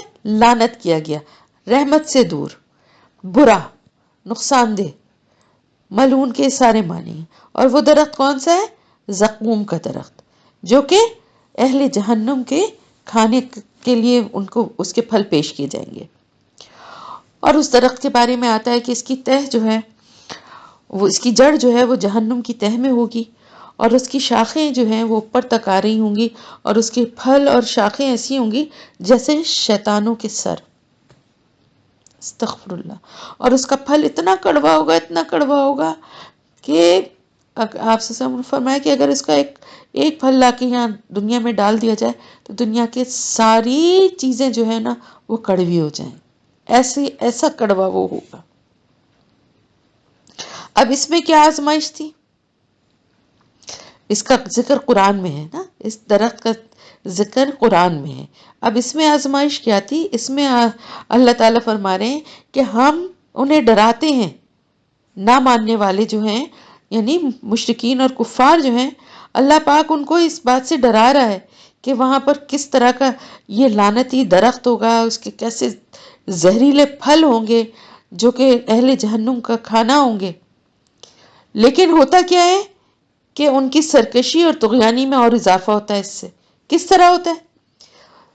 اب اس بات کا بھی ابو جہل جو تھے وہ بہت بڑے وہ بنتے تھے نا، بہت بڑے عقل اور دانائی میں بہت زیادہ ہیں۔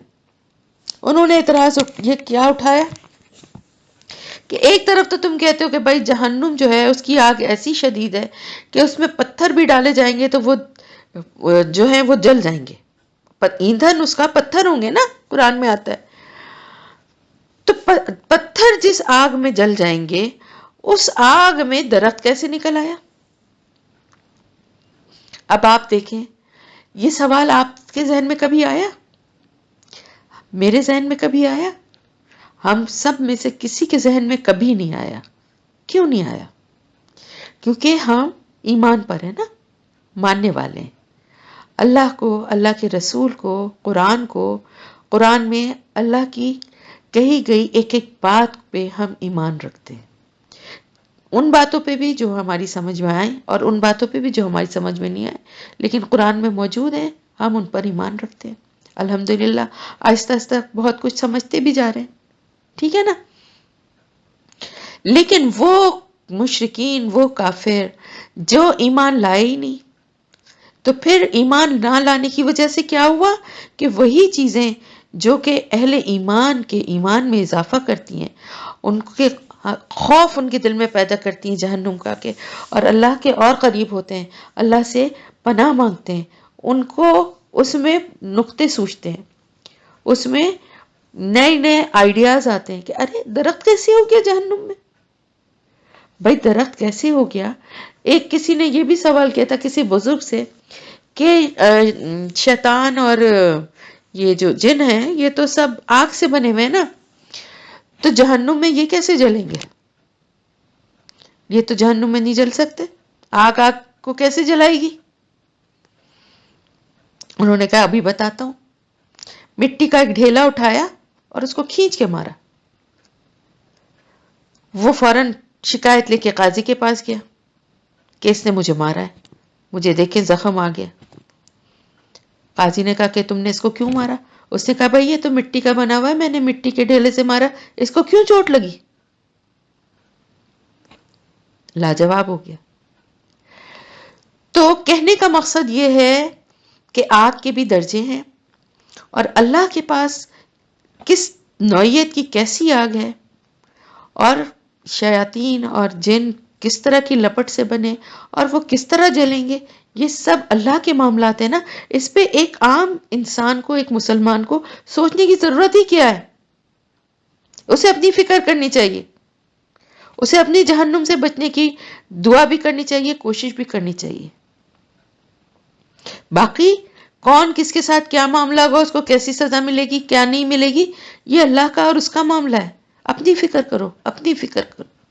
تو یہ اعتراض کرنے والے وہ تھے جن کی سرکشی جو ہے وہ اس طرح کی باتوں سے اور بڑھ جاتی تھی، بجائے اس کے کہ خوف زدہ ہوتے، بجائے اس کے کہ اللہ کا خوف دل میں رکھتے ہوئے اور ایمان لے آتے، ڈرتے ان باتوں کو سن کے اس طرح کی باتیں کرتے تھے. اب آپ دیکھیں یہاں پہ میرے پاس کچھ مثالیں ہیں. کچھ ایسے جانور ہیں جن کی کھال آگ سے نہیں جلتی. کہتے ہیں ترکستان میں ایک پرندہ ایسا ہوتا ہے کہ جس کو اگر آگ میں ڈال دیا جائے تو اس کی کھال نہیں جلتی، مطلب وہ جلتا نہیں ہے آگ میں. اسی طرح کہتے ہیں کہ ایک کوئی پرندہ ایسا بھی ہے جو آگ میں سے نکلتا ہے، آگ کا پرندہ ہوتا ہے، مطلب آگ میں سے اس کی پرورش ہوتی. پھر اسی طرح آپ دیکھیں کہ شتر مرغ کے بارے میں کہا جاتا ہے کہ اگر وہ انگارہ بھی، آگ کا دہکتا ہوا انگارہ بھی کھا لینا تو وہ اس کے اندر سے جلتا نہیں ہے، وہ نکل لیتا ہے. اور ان سب کو چھوڑ دیجئے، آپ یہ دیکھیں کہ انسان نے اس دنیا میں فائر پروف ڈریسز بنائے ہوئے ہیں نا، جن کو پہن کے آگ میں کود جاؤ تو آگ نہیں لگتی. ایسے لوشنز، ایسے وہ بنائے ہوئے ہیں کہ جن کو لگا کے آگ میں ہاتھ ڈال دو یا جسم ڈال دو تو آگ فوراً آگ نہیں پکڑتی ہے، آگ جلاتی نہیں ہے. تو یہ باتیں کہ عقل کے خلاف نہیں ہیں، ان میں ہمیں لاجک نظر آتی ہے. یہ اس وجہ سے ہے، اس نے یہ بنا لیا تھا، یہ ایجاد کر لیا، یہ فلانا فائبر ہے، یہ اس وجہ سے نہیں ہو رہا. تو اللہ تعالیٰ جو کہ اصل کریٹر ہے، اس کے پاس کیا کیا قدرتیں، کیا کیا انتظامات ہیں، ہمیں اس میں سوال جواب کرنے کی ہمیں ضرورت ہی کیا ہے. اور ہمارے ذہن میں یہ خیال آنا ہی نہیں چاہیے، اور الحمدللہ نہیں آتا، کسی کے نہیں آتا. کیونکہ ہمیں پتا ہے کہ اللہ تعالیٰ نے جنت اور جہنم بنائی ہے، اور جہنم جو ہے وہ کافروں کا ٹھکانہ ہے. اور جو ایمان نہیں لاتا اور جو اللہ کے ساتھ شریک کرتا ہے یا کسی بھی قسم کا کفر کرتا ہے، ان سب کے لیے جہنم کا عذاب ہے، اور عذاب کے درجے ہیں، اور گناہوں کے اعتبار سے اسی درجے کا اس کو عذاب ملے گا. اب وہ کیسے ملے گا، کیسے جلے گا، کیا ہوگا، یہ اللہ کا اور بندے کا معاملہ ہے. اور جہنم سے اللہ ہمیں اپنی پناہ میں رکھے. ہمیں اتنا سوچنے، اتنا ریسرچ کرنے کی ضرورت ہی نہیں ہے، جتنا بتا دیا وہی ہمارے ڈرنے کے لیے بہت کافی ہے. تو اللہ تعالیٰ فرما رہے ہیں کہ یہ ساری باتیں جو کہ اس لیے بتائی جا رہی تھی کہ وہ ڈریں اور ایمان لے آئیں، مگر ہوا کیا کہ ان کی سرکشی میں اور زیادہ اضافہ ہی ہو گیا، بہت زیادہ بڑھتی گئی. تو ایک معجزے کے بارے میں اگر ان کو بتایا بھی جا رہا ہے تو وہ کوئی ایمان لے آئے جو وہ معجزہ مانگ رہے تھے. تو اگر ان کو دکھا بھی دیا جائے گا تو بھی یہ نہیں لاتے. تو یہ اللہ کی رحمت ہی تھی نا کہ ان کو معجزہ نہیں دکھایا جا رہا تھا اور ان کو موقع اور مہلت دی جا رہی تھی، کیونکہ ان میں سے بہت سارے لوگ بعد میں ایمان لے آئے، اور عذاب کی شکل میں تو وہ سب تباہ و برباد ہو جاتے، ختم ہو جاتے. وَإِذْ قُلْنَا، اور جب کہا ہم نے، لِلْمَلَائِكَةِ اسْجُدُوا، فرشتوں سے سجدہ کرو، لِآدَمَ، آدم کو، فَسَجَدُوا، تو ان سب نے سجدہ کیا، إِلَّا إِبْلِيسَ، سوائے ابلیس کے. قالا، اس نے کہا، اسجدو، کیا میں سجدہ کروں، لمن، واسطے اس کے جس کو خلقتا، پیدا کیا تو نے، تینا، مٹی سے. اب جب کہا، اللہ تعالیٰ فرما رہے ہیں، یہ قصہ پھر سے ایک بار یہاں پر آ رہا ہے جو کہ شیطان کے بارے میں ہے، کہ اللہ تعالیٰ فرما رہے ہیں کہ جب ہم نے فرشتوں سے کہا کہ آدم کو سجدہ کرو، اور یہاں پر کیوں آ رہا ہے، یہاں پر کچھ اور ڈیٹیل، اس کی کچھ اور باتیں بتانے کے لیے آ رہا ہے کہ جب ہم نے کہا کہ آدم کو سجدہ کرو تو سب نے سجدہ کیا سوائے ابلیس کے.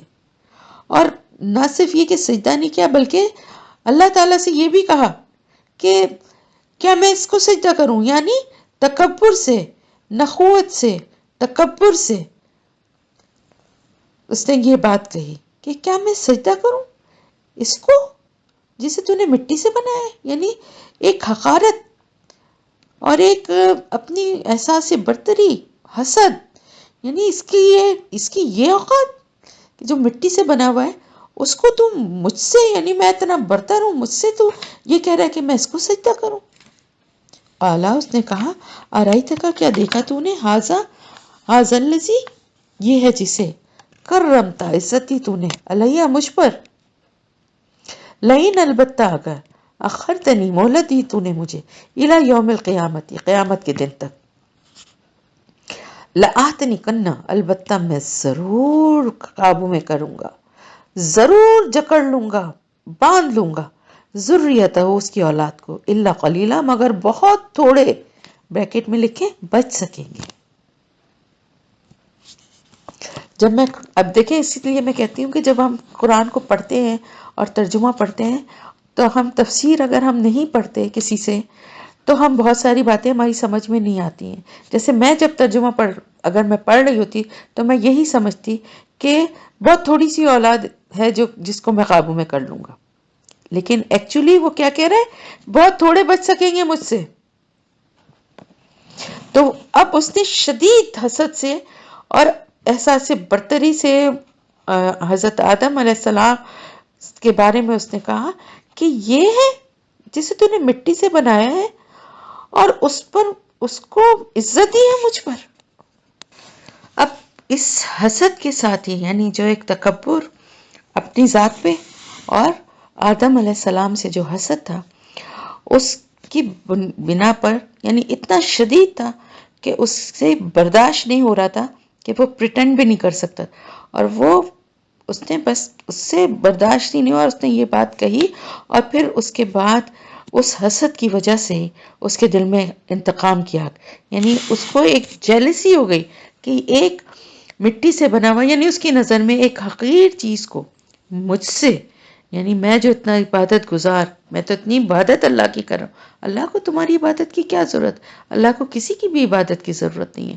اللہ کے فرشتے اربوں خربوں کی تعداد میں نہ جانے کتنی عبادت کر رہے ہیں، اللہ کو اس کی بھی ضرورت نہیں ہے. اللہ تو بے نیاز ہے، وہ تو ہے ہی محمود، قابل تعریف کیا گیا. اس کو کیا ضرورت ہے کوئی اس کی تعریف کرے یا نہ کرے، وہ تو ہے ہی سب سے افضل اور اعلیٰ. تو اگر تم عبادت کر رہے ہو، یہ ایک شیطان کے ذریعے سب کے لیے یہ میسج ہے کہ اپنی عبادت پر، اپنی نیکیوں پر کوئی نہ اترائے، کسی پہ احسان نہیں ہے، یہ سب تمہارے کام آنے والی ہیں، اللہ پہ کوئی احسان نہیں ہے. نعوذ باللہ. تو اس نے کہا کہ یعنی اب اس کو ایسی جیلسی اور تکلیف اس کو ہوئی کہ میرا مرتبہ اور مجھے اس سے حقیر، یعنی اس کو سجدہ کروں میں. اور اس انتقام میں اس نے کہا کہ اگر تو نے مجھے مہلت دے دی قیامت کے دن تک تو میں ضرور قابو میں کر لوں گا اس کو. احتنا کرنا جو ہے نا، تنی کرنا، یعنی اس احتناق سے نکلا ہے اور اس کے معنی ہے کسی چیز کو جڑ سے اکھاڑ دینا.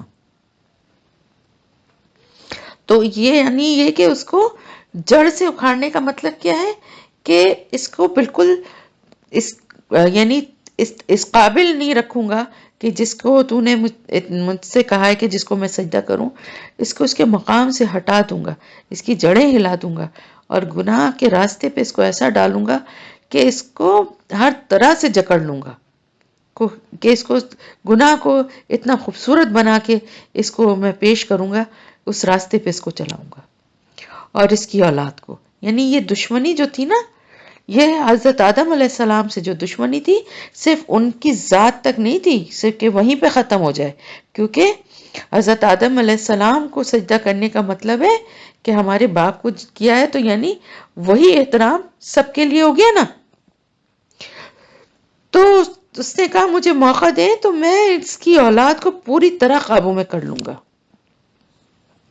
اللہ تعالیٰ نے کہا قال اذهب، جاؤ، فرمایا کہ جاؤ، فمن، پس جو کوئی تبعہ کا پیروی کرے تیری، منہم، ان میں سے، فإن، تو بے شک، جہنم، جہنم، جزاؤکم، بدلہ ہے تمہارا، جزاء موفورا،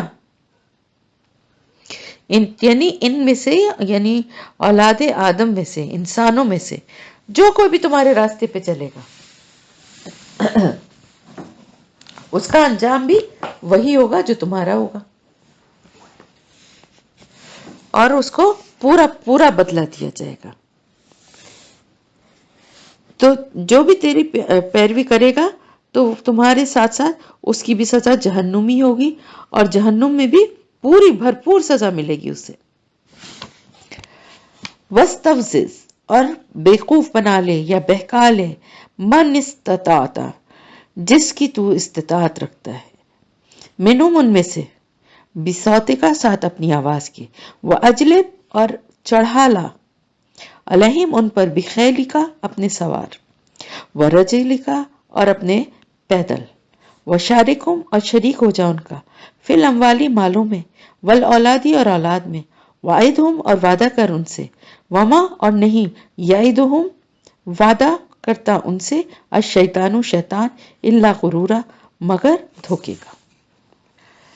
वह वस्तफजिज, यानी इस्तफजिज जो है, इस्तफजिज का मतलब ये है कि किसी को हल्का और कमजोर पाकर उसको बहा ले जाना या उसके कदम फिसला देना। तो अल्लाह ताला फरमा रहे हैं कि जिसको भी तुम बहका सकते हो बहका लो, औलाद आदम में से, जिस पे भी तुम इस्तिताअत रखते हो, यानी जो तुम्हारे काबू में आता है, जो तुम्हारी बात मानता है, क्योंकि सिर्फ तुम वसवसे के जरिए से ही घेर सकते हो। तो अगर तुम उनको बहका सकते हो जिसको, उसको बहका लो उनमें से। और तरीके क्या क्या है? अपनी आवाज के साथ। सबसे पहले क्या है? आवाज के साथ। अब आवाज के साथ कैसे बहका सकता है? सबसे पहले जहन में तो बात ये आती है कि शायद गानों के जरिए या इस तरह की और जो बातें हैं उनके जरिए बहकाना। बिल्कुल सही बात है, ये भी एक बात है, लेकिन इसके अलावा और भी तरीके हैं।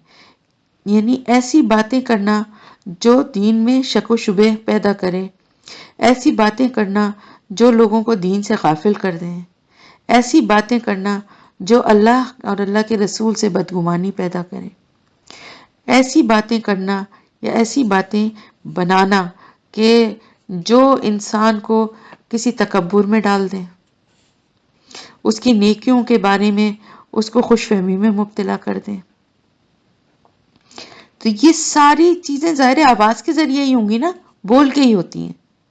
तो सबसे पहला जो है तरीका वो क्या है कि बातों से, आवाज से, चाहे वो गाना हो या वो कोई और बातें हो जिनसे कि इंसान को बहकाया जाए।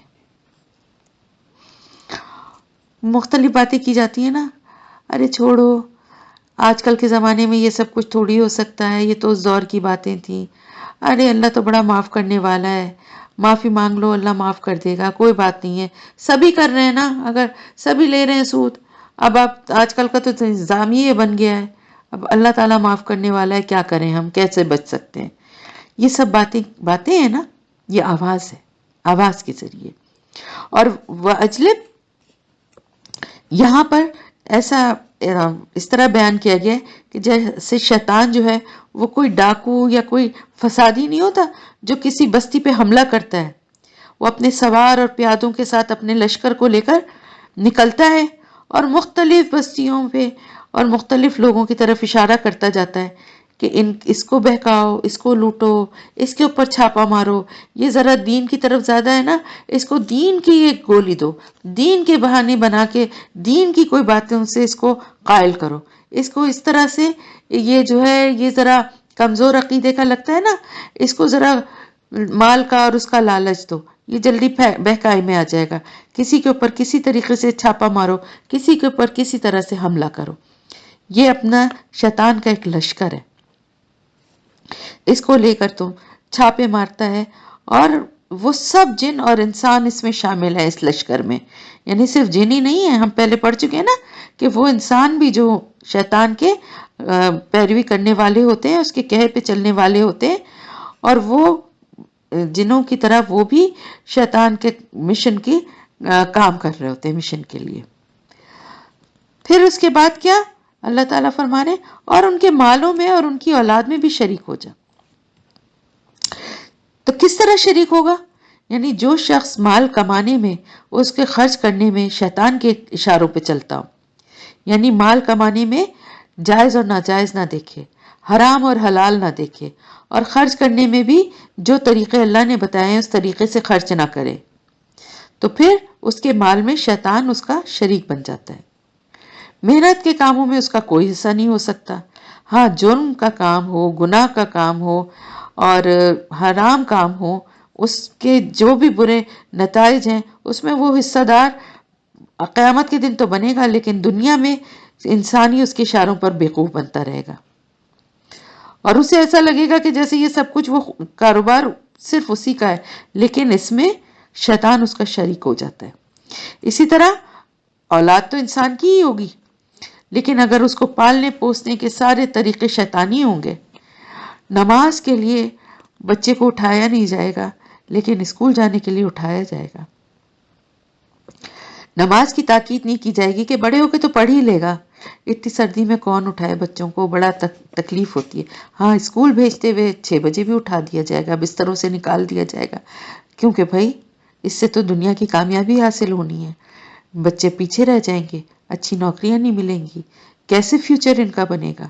ہاں، نماز کے لیے یہ بڑا ترس آتا ہے، دل میں بڑا رحم آتا ہے، سو رہے ہیں کیسے بستر سے نکالیں۔ وقت پہ نماز کی تاکید نہیں کی جاتی، نیک کاموں کی تاکید نہیں کی جاتی، جھوٹ بولنے سے کوئی روکا نہیں جاتا، بہت ساری ایسی چھوٹی موٹی باتیں ہیں جو کہ گھر میں ایک اسلامی ماحول میں جو تربیت ہوتی ہے، جو اللہ کے بتائے ہوئے احکامات ہیں ان پہ نہیں چلایا جاتا ہے، بلکہ بچوں کو ایسے ہی چھوڑ دیا جاتا ہے گناہ کے راستے پہ، وہ تو پھر کیا ہوتا ہے، اس طرح سے شیطان جو ہے وہ ان کی اولادوں میں بھی حصے دار بن جاتا ہے۔ تو شیطان کے اشاروں پر وہ اپنی اولاد کو گمراہی اور بد اخلاقی کی تربیت دیتے رہتے ہیں، اور سمجھ یہ ہوتے ہیں کہ بڑا کامیاب بنا رہے ہیں ہم اپنے بچے کو۔ تو پھر ایسی اولاد کا باپ صرف وہ انسان نہیں ہوتا، بلکہ شیطان بھی اس کا باپ بن جاتا ہے، اس میں شریک ہو جاتا ہے۔ استغفر اللہ۔ اور شیطان جو بھی وعدے کرتا ہے، یہ بھی ابھی پچھلے سبق میں ہی ہم نے پڑھا تھا نا کہ شیطان قیامت کے دن کہے گا کہ میں نے جو بھی وعدے تم سے کیے سب جھوٹ تھے، اور اللہ نے جو بھی فرمایا تھا سب سچ تھا۔ تو یہاں پہ بھی اللہ تعالیٰ فرما رہے ہیں کہ اور جو بھی وعدے کرتا ہے شیطان ان سے، وہ سب دھوکہ ہے، جھوٹ ہے، ان کو انسانوں کو غلط امیدیں دلاتا ہے، جھوٹی ان کو توقعات ان کو کرواتا ہے، یعنی ایک طرح سے سمجھیے ان کو سبز باغ دکھاتا ہے کہ دیکھو یہ کرنے سے کتنا اتنے کامیاب ہو جاؤ گے، دنیا میں اتنا مال حاصل ہوگا، اس میں حرام حلال کو اللہ سے معافی مانگ لینا، آج کل تو سبھی یہی کر رہے ہیں۔ تو اس طرح سے کیا ہوتا ہے کہ اس کے سارے وعدے در حقیقت تو جھوٹ ہوتے ہیں نا۔ تو ایک تو یہ ہے کہ اللہ تعالیٰ فرما رہے ہیں کہ زبردستی تو وہ نہیں لے جا سکتا، جھوٹے وعدے اور دھوکے بازی کی چیزیں، دنیا کی جو زینت ہے اس کو جھوٹا دھوکا بنا کے دکھاتا ہے انسان کو اور اس کی طرف کھینچتا ہے۔ ان عبادی، بے شک میرے بندے، لیسا لکا، نہیں ہے تیرے لیے، علیہم ان پر، سلطان، کوئی زور، وکفا اور کافی ہے، بربکا وکیلا، رب آپ کا کارساز۔ اب اللہ تعالیٰ فرما رہے ہیں کہ میرے بندوں پر، یعنی پھر عبادی یعنی میرے بندے، جو کہ اپنے کو سمجھتے بھی ہیں میرا بندہ، یعنی اللہ کا بندہ سمجھتے ہیں اور اللہ کے بتائے ہوئے راستے پہ چلتے ہیں، اللہ کے احکامات پہ عمل کرنے والے مومنین ہیں، ایسے انسانوں پر تجھے کوئی قبضہ، کوئی قدرت، کوئی اختیار، سلطان، کوئی زور حاصل نہیں ہوگا۔ تو زبردستی انہیں کھینچ کر اپنے راستے پر نہیں لے جا سکتا۔ تیرا کام کیا ہے؟ تو بہکا سکتا ہے، پھسلا سکتا ہے، غلط مشورے، جھوٹے وعدے کر سکتا ہے، لیکن تیری بات کو قبول کرنا یا نہ کرنا میرے بندوں کا اپنا کام ہوگا۔ تیرا کوئی ایسا تسلط ان پر نہیں ہوگا کہ وہ تیری راہ پہ جانا چاہیں یا نہ چاہیں، تو ہر حال میں ان کا ہاتھ پکڑ کے ان کو گھسیٹ کر لے جائے گا۔ یعنی کیا اس سے کیا بات سمجھ میں آتی ہے کہ اللہ کے جو خالص بندے ہیں یعنی صالحین ہیں، ان پر شیطان کا کوئی زور نہیں چلے گا۔ وہ وسوسہ ڈالے گا ضرور، ان کو بھی، ان سے بھی جھوٹے وعدے، ان کو بھی دھوکہ دینے اور بہلانے، پھسلانے، بہکانے کی کوشش ضرور کرے گا، غلط ارادے اور غلط مشورے ان کے دماغ میں ضرور ڈالے گا، لیکن زبردستی ان سے کروا نہیں سکتا۔ وہ اللہ کے بتائے ہوئے راستے پہ ہی چلیں گے، اللہ سے ہی مدد مانگیں گے، شیطان کی باتوں میں نہیں آئیں گے۔ لیکن کمزور اور ضعیف الارادہ لوگ وہ تیرے باتوں سے دھوکہ کھائیں گے۔ بس ایسے میں جو لوگ اللہ پر اعتماد کریں گے اور جن کا بھروسہ اللہ پر ہی ہوگا، اللہ سے مدد مانگیں گے، اللہ کی توفیق اور اللہ کی رہنمائی چاہیں گے، تو ان کا بھروسہ اللہ پہ ہوگا تو ہرگز غلط نہیں ہوگا، اور انہیں کسی اور سہارے کی ضرورت نہیں ہوگی۔ اللہ ہی کافی ہوگا ان کے لیے، ان کے مدد کے لیے، ان کے سہارے کے لیے، ان کی ہدایت کے لیے۔ لیکن جن کا بھروسہ اپنی طاقت پہ، اپنے اوپر بہت زوم ہوگا، اور یا اللہ کے سوا کسی اور پر ہوگا، تو وہ اس آزمائش سے جو ہے خیریت سے گزر نہیں سکیں گے، اس شیطان کے جال میں آ کے ہی رہیں گے۔ ربکم، رب تمہارا، الذی، وہ ذات ہے جو یسجی لکم، چلاتا ہے تمہارے لیے، الفلکا، کشتیوں کو، فی البحری، سمندر میں، لتبتغوا، تاکہ تم تلاش کرو، من فضلہ، اس کے فضل سے، انہو، یقیناً وہ، کانا ہے، بکم، ساتھ تمہارے، رحیمہ، نہایت رحم کرنے والا۔ اب اللہ تعالیٰ فرما رہے ہیں کہ وہ رب جو کہ تمہارے لیے تمہارا وکیل ہے، تمہارا کارساز ہے، وہی تمہارے لیے کافی ہے، کیونکہ وہی تو ہے، وہی ذات تو ہے جس نے تمہارے لیے کشتیوں کو سمندر میں چلایا تاکہ تم اس کا فضل تلاش کرو۔ اب آپ یہ دیکھیں یہ کتنی بڑی اللہ کی رحمت ہے کہ سمندر ہے جو کہ زمین کے یعنی بہت بڑے حصے پہ جو ہے وہ پانی ہے نا۔ اب وہ پانی تو بالکل بے مقصد ہوتا نا، لیکن اللہ نے اس میں کیا کیا ہے، اس میں ایک تو غذائی سورس ہے، اور اس میں سے بہت ساری قیمتی چیزیں بھی نکلتی ہیں، لیکن مینلی تو غذا کا ایک بہت بڑا سورس ہے نا۔ آپ کو معلوم ہے بہت دنیا کی بہت بڑی آبادی ہے، فار ایسٹ ہے، یہ بنگال ہے، یہ جتنے کوسٹل جتنے کنٹریز اور ایریاز ہیں، ان کا میجر جو کھانے پینے کا جو دار و مدار ہے وہ سمندر کی سے نکلی ہوئی غذا پر ہے۔ سمندر کی ویڈز بھی کھاتے ہیں وہ لوگ، اور اسی طرح وہ مختلف جانور بھی سمندر کے کھاتے ہیں، تو بہت بڑا ایک غذائی سورس جو ہے نا وہ سمندر ہے۔ تو یہ ہے اللہ کا وہ فضل جو کہ تلاش کیا جاتا ہے، اور یہ کس طرح وہ چلاتا ہے کشتیوں کو۔ سمندر میں کشتی کیسے چل سکتی ہے خود بخود؟ اللہ کی رحمت سے، سمندر کی لہروں پہ ہوا کے زور سے اللہ ایسی ہوائیں چلاتا ہے جس سے کہ کشتی آگے بڑھتی ہے، ورنہ کشتی ایک ہی جگہ کھڑی رہے، سمندر میں گہرے پانیوں کی طرف جا ہی نہیں سکتی، تو کیسے یہ سارے فائدے حاصل نہیں ہو سکتے نا اتنے زیادہ جیسے کہ ہو رہے ہیں۔ تو یہ اللہ کی کتنی بڑی رحمت ہے کہ بے شک وہ تمہارے لیے بہت رحیم ہے۔ تمہیں نظر نہیں آتا کتنی بڑی اللہ کی رحمتیں ہیں تمہارے ساتھ؟ وَإِذَا، اور جب، مَسَّکُم، چھو جاتی ہے تم کو، الدُّرُّ، تکلیف، فی البحری، سمندر میں، دلہ، گم ہو جاتے ہیں، من تدعونا، جن کو تم پکارتے ہو، الا ایاہ، سوائے اس کے، فلما، پھر جب، نجاکم، وہ نجات دیتا ہے تمہیں، الی البری، طرف خشکی کے، عارضتم، تم اعراض کرتے ہو، تو تم اعراض کرتے ہو، وکانا، اور ہے، الانسان، انسان، کفورا، بڑا ناشکرا۔ اب اللہ تعالیٰ فرما رہے ہیں کہ جب یہ بھی پہلے موضوع آ چکا ہے کہ جب کبھی سمندر میں پھنس جاتے ہیں، کسی طوفان میں، کسی کئی راستہ بھٹک گئے، کشتیاں پھنس گئی ہیں، تو کیا کرتے ہو تم؟ اس وقت تمہیں کون یاد آتا ہے؟ صرف اللہ یاد آتا ہے، سب بھول جاتے ہو تم، یہ جھوٹے معبود اور یہ سہارے اور یہ پیر اور فقیر اور بزرگ اور بت سب بھول جاتے ہیں اور اللہ کو پکارنا شروع کر دیتے ہیں، اللہ سے مدد مانگتے ہیں۔ اس کا مطلب ہے نا کہ تم سمجھتے ہو کہ وہی تمہاری مدد کر سکتا ہے، تمہیں پتہ ہے، لیکن پھر کیا ہوتا ہے کہ جب اللہ تعالیٰ تمہیں نجات دے دیتا ہے اور تم خشکی کی طرف آ جاتے ہو تو تم فوراً اعراض برتتے ہو اور جا کے کسی بت پہ چڑھاوا چڑھا دیتے ہو، کسی پیر فقیر کی کسی درگاہ پہ جا کے قربانیاں، نذر نیازیں دینے لگتے ہو، جبکہ بچانے والی ذات اللہ کی ہے، اللہ کی کا شکر ادا کرنے کے بجائے تم اس میں دوسروں کو شریک ٹھہرانے لگتے ہو۔ اس کی وجہ یہ ہے کہ انسان جو ہے وہ بڑا ہی ناشکر ہے۔ افامنتم، کیا بے خوف ہو گئے ہو تم؟ ان یخسفا کہ وہ دھسا دے، بکم تمہیں جانب البری خشکی کی جانب یا خشکی کی طرف، اور یرسلا یا وہ بھیج دے علیکم تم پر حاسبا پتھر برسانے والی بارش، ثم لا تجدو پھر نہ تم پاؤ گے لکم اپنے لیے وکیلا کوئی کارساز کوئی بچانے والا۔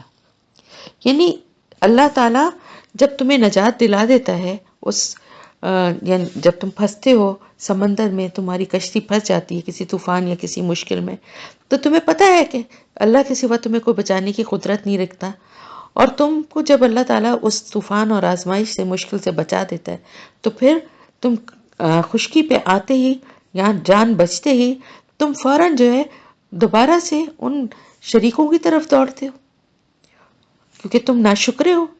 تمہیں کیا خوف نہیں ہے اس بات کا کہ وہ تمہیں خشکی میں دھسا دے؟ یعنی خشکی پہ آ کے تم یہ سمجھتے ہو کہ اب تم بچ گئے، اب تمہیں کوئی نقصان نہیں پہنچ سکتا، اللہ کی قدرت سے آگاہ نہیں ہو؟ جس طرح سے سمندر یا پانی میں وہ تمہیں ڈبو سکتا ہے، زمین میں بھی ڈبو سکتا ہے دھسا کے، اس کے لیے یہ کچھ مشکل نہیں ہے کہ وہ تمہیں زمین میں دھسا دے۔ سمندر میں بھی تو اسی طرح جو ڈوبنا ہے وہ دھسانا ہی ہے نا ایک طرح سے۔ تمہیں اس بات کا خوف نہیں آتا؟ بے خوف ہو گئے ہو تم کہ جو تمہیں سمندر میں ڈبو سکتا تھا وہ خشکی پہ بھی دھسا سکتا ہے، یا پھر وہ یہ بھی کر سکتا ہے کہ تمہیں پتھر برسانے والی تم پر کوئی بارش لا دے، جیسے قوم لوط پر آئی تھی، ابراہا پہ آئی تھی، پتھر کنکریاں برسی تھی نا، اس ابراہا کے اوپر تو خیر پرندے لے کر آئے تھے، لیکن قوم لوط پہ تو آسمان سے برسی تھی پکی ہوئی مٹی کی کنکریاں۔ پھر نہ تم اپنے لیے کوئی بچانے والا نہیں پا سکتے اللہ کے سوا، یعنی ابھی ایک دفعہ اللہ سے مدد مانگی ہے اور پھر تم اسی طرف پلٹ گئے ہو، تو اللہ اگر دوبارہ تمہیں اس طرح سے تباہ کر دے، زمین پر تمہیں دھسا دے یا تمہارے اوپر عذاب بھیج دے، تو آپ کس کو بلاؤ گے اللہ کی نافرمانی کرنے کے بعد؟ امن تم یا تم بے خوف ہو گئے ہو کہ این یعیدکم کہ وہ لوٹائے تمہیں فیہ اس میں تارۃ اخری دوسری مرتبہ، فیرسلا پھر وہ بھیجے علیکم تم پر قاصفن گرجنے والی توڑنے پھوڑنے والی من الريح ہوا میں سے، فیغرقکم پھر غرق کر دے تمہیں بما بوجہ اس کے جو کفر تم ناشکری کی تم نے، ثم پھر لا تجدو نہ تم پاؤ لکم اپنے لیے علینا ہمارے مقابلے پر بھی ساتھ اس کے تبیہ کوئی پیچھا کرنے والا۔ یعنی یا تو وہ تمہیں زمین میں دھسا دے یا تم پر پتھروں کی بارش برسا دے، یا پھر یہ بھی کر سکتا ہے، اس سے بھی تم بے خوف ہو گئے ہو کہ وہ تمہیں دوبارہ لوٹا دے، یعنی تارۃ اخری۔ تارۃ اخری کا مطلب یہ کہ دوسری مرتبہ جانا، یعنی سمندر میں پھر دوبارہ کبھی تمہارا جانا ہو، یعنی تم بچ کے آ گئے، اللہ نے تمہیں بچا لیا، اور آنے کے بعد خشکی پہ تم نے دوبارہ سے وہی اپنی شرکیہ عقائد جو ہیں ان کی طرف لوٹ گئے اور اپنے ان خود ساختہ معبودوں کو ہی چڑھاوے چڑھانے لگے اور بے خوف ہو گئے، کیونکہ فوری عذاب تم پر نہیں آیا، اللہ نے نہیں تمہیں برباد کیا، نہیں تمہیں تباہ کیا، ڈھیل دے دی، لیکن پھر دوبارہ تمہارا اسی طرح سے کسی اور سمندر پہ کسی اور وقت میں تمہارا سفر ہوا۔ ایسا ہوتا ہے نا کہ جن لوگوں کا سمندروں پہ آنے جانے کا سلسلہ ہوتا ہے، یا بعض دفعہ اتنا زیادہ فریکوینٹ نہیں بھی ہوتا، سال میں 6 مہینے میں، کئی کئی سال کے بعد بھی ہوتا ہے، تو اللہ تعالیٰ ایسے موقع پہ کہ جب دوبارہ تم سمندر میں پھنسے ہو، اس وقت تم پر ایسی ہوا بھیجتے جو توڑ پھوڑ دے، تم توڑنے پھوڑنے والی ہو، تو اللہ پاک اس وقت ایسی ہوا کو بھیجے کہ تمہاری کشتی کو بھی توڑ پھوڑ دے اور تمہیں غرق کر دے، اس وجہ سے کہ تم نے ناشکری کی تھی۔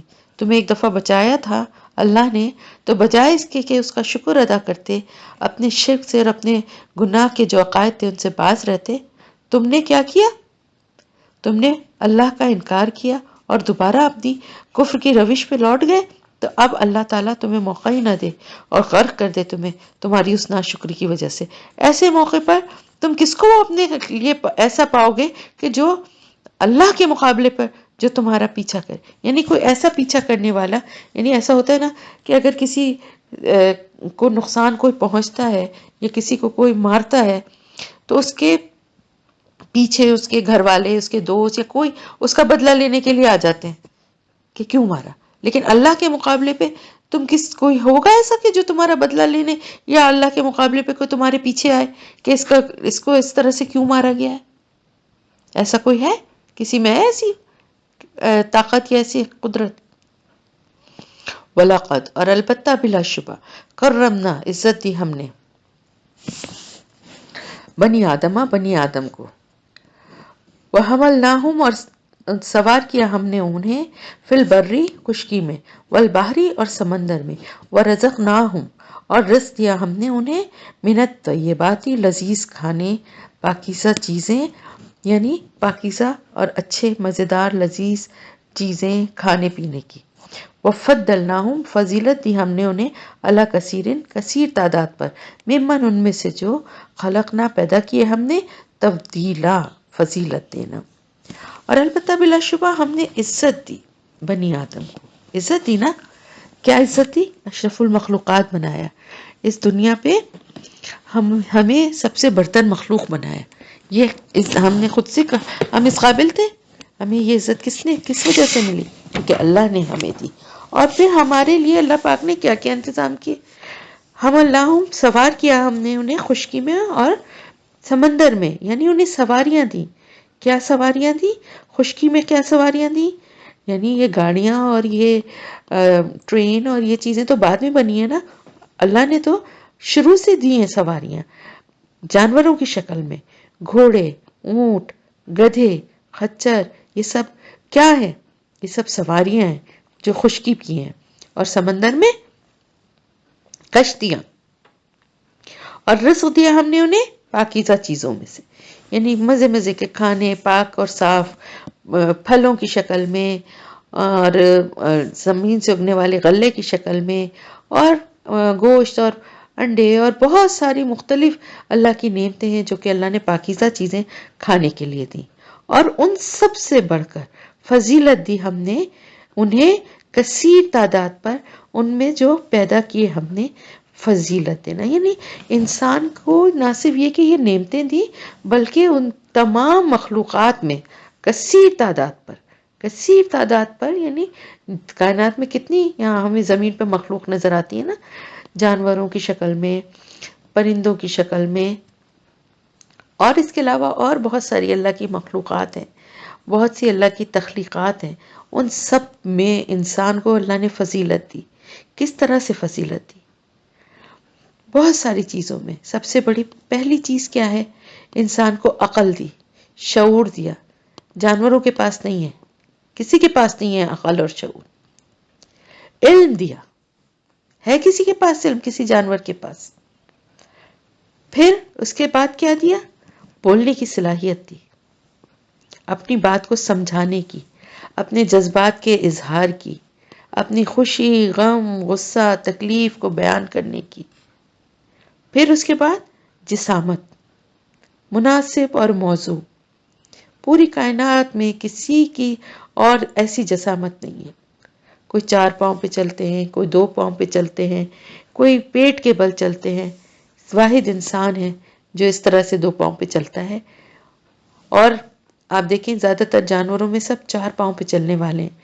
پرندوں میں 2 پاؤں پہ چلنے والے ہیں، لیکن وہ کس طرح سے چلتے ہیں؟ اس طرح کے پاؤں، اس طرح کے ہاتھ جن سے ہم اس طرح کام لیتے ہیں، ایسے ہاتھ کسی کے پاس نہیں ہے. گرپ، چیزوں کو پکڑنا، اور پھر عقل اور شعور کو استعمال کرنا، کھیتی باڑی کرنا، چیزیں بنانا، یہ سب عقل اور شعور کی چیزیں ہیں نا، علم کے ساتھ. جلد، ایسی جلد کسی کی نہیں ہے. کسی جانور کی ہے؟ انسان کے علاوہ کسی کے پاس ہے ایسی جلد؟ پھر یہ دماغ کی صلاحیتوں سے کام لینا، یہ ساری چیزیں جو ہے نا، یہ کیا ہیں؟ دوسرے جانوروں، دوسری مخلوق کے اوپر فضیلت ہے جو انسان کو دی گئی ہے. ان میں سے کوئی بھی ایک چیز ایسی نہیں ہے جو جانوروں کے پاس. نہ وہ بول سکتے ہیں، نہ وہ رو سکتے ہیں، نہ وہ ہنس سکتے ہیں، نہ وہ اپنی کسی بھی فیلنگ کو ایکسپریس کر سکتے ہیں، جذبات کا اظہار نہیں کر سکتے، کچھ بتا نہیں سکتے، اپنی تکلیف نہیں بیان کر سکتے، اپنی خوشی نہیں بیان کر سکتے، آپس میں کمیونیکیٹ نہیں کر سکتے. یہ ساری چیزیں اللہ نے انسان کو دی ہیں. تو یہ ہے وہ فضیلت جو اللہ کی طرف سے انسان کو عطا ہوئی. اور ان ساری انعامات کے بدلے میں انسان کا رویہ کیا ہونا چاہیے؟ شکر گزاری کا، اور اللہ کے احکامات پہ عمل کرنے والا، شیطان کے بتائے ہوئے راستے سے دور دور بھاگنے والا، بچنے والا. الحمدللہ یہاں پہ آپ کی تفسیر آیت نمبر 70 تک کمپلیٹ ہو.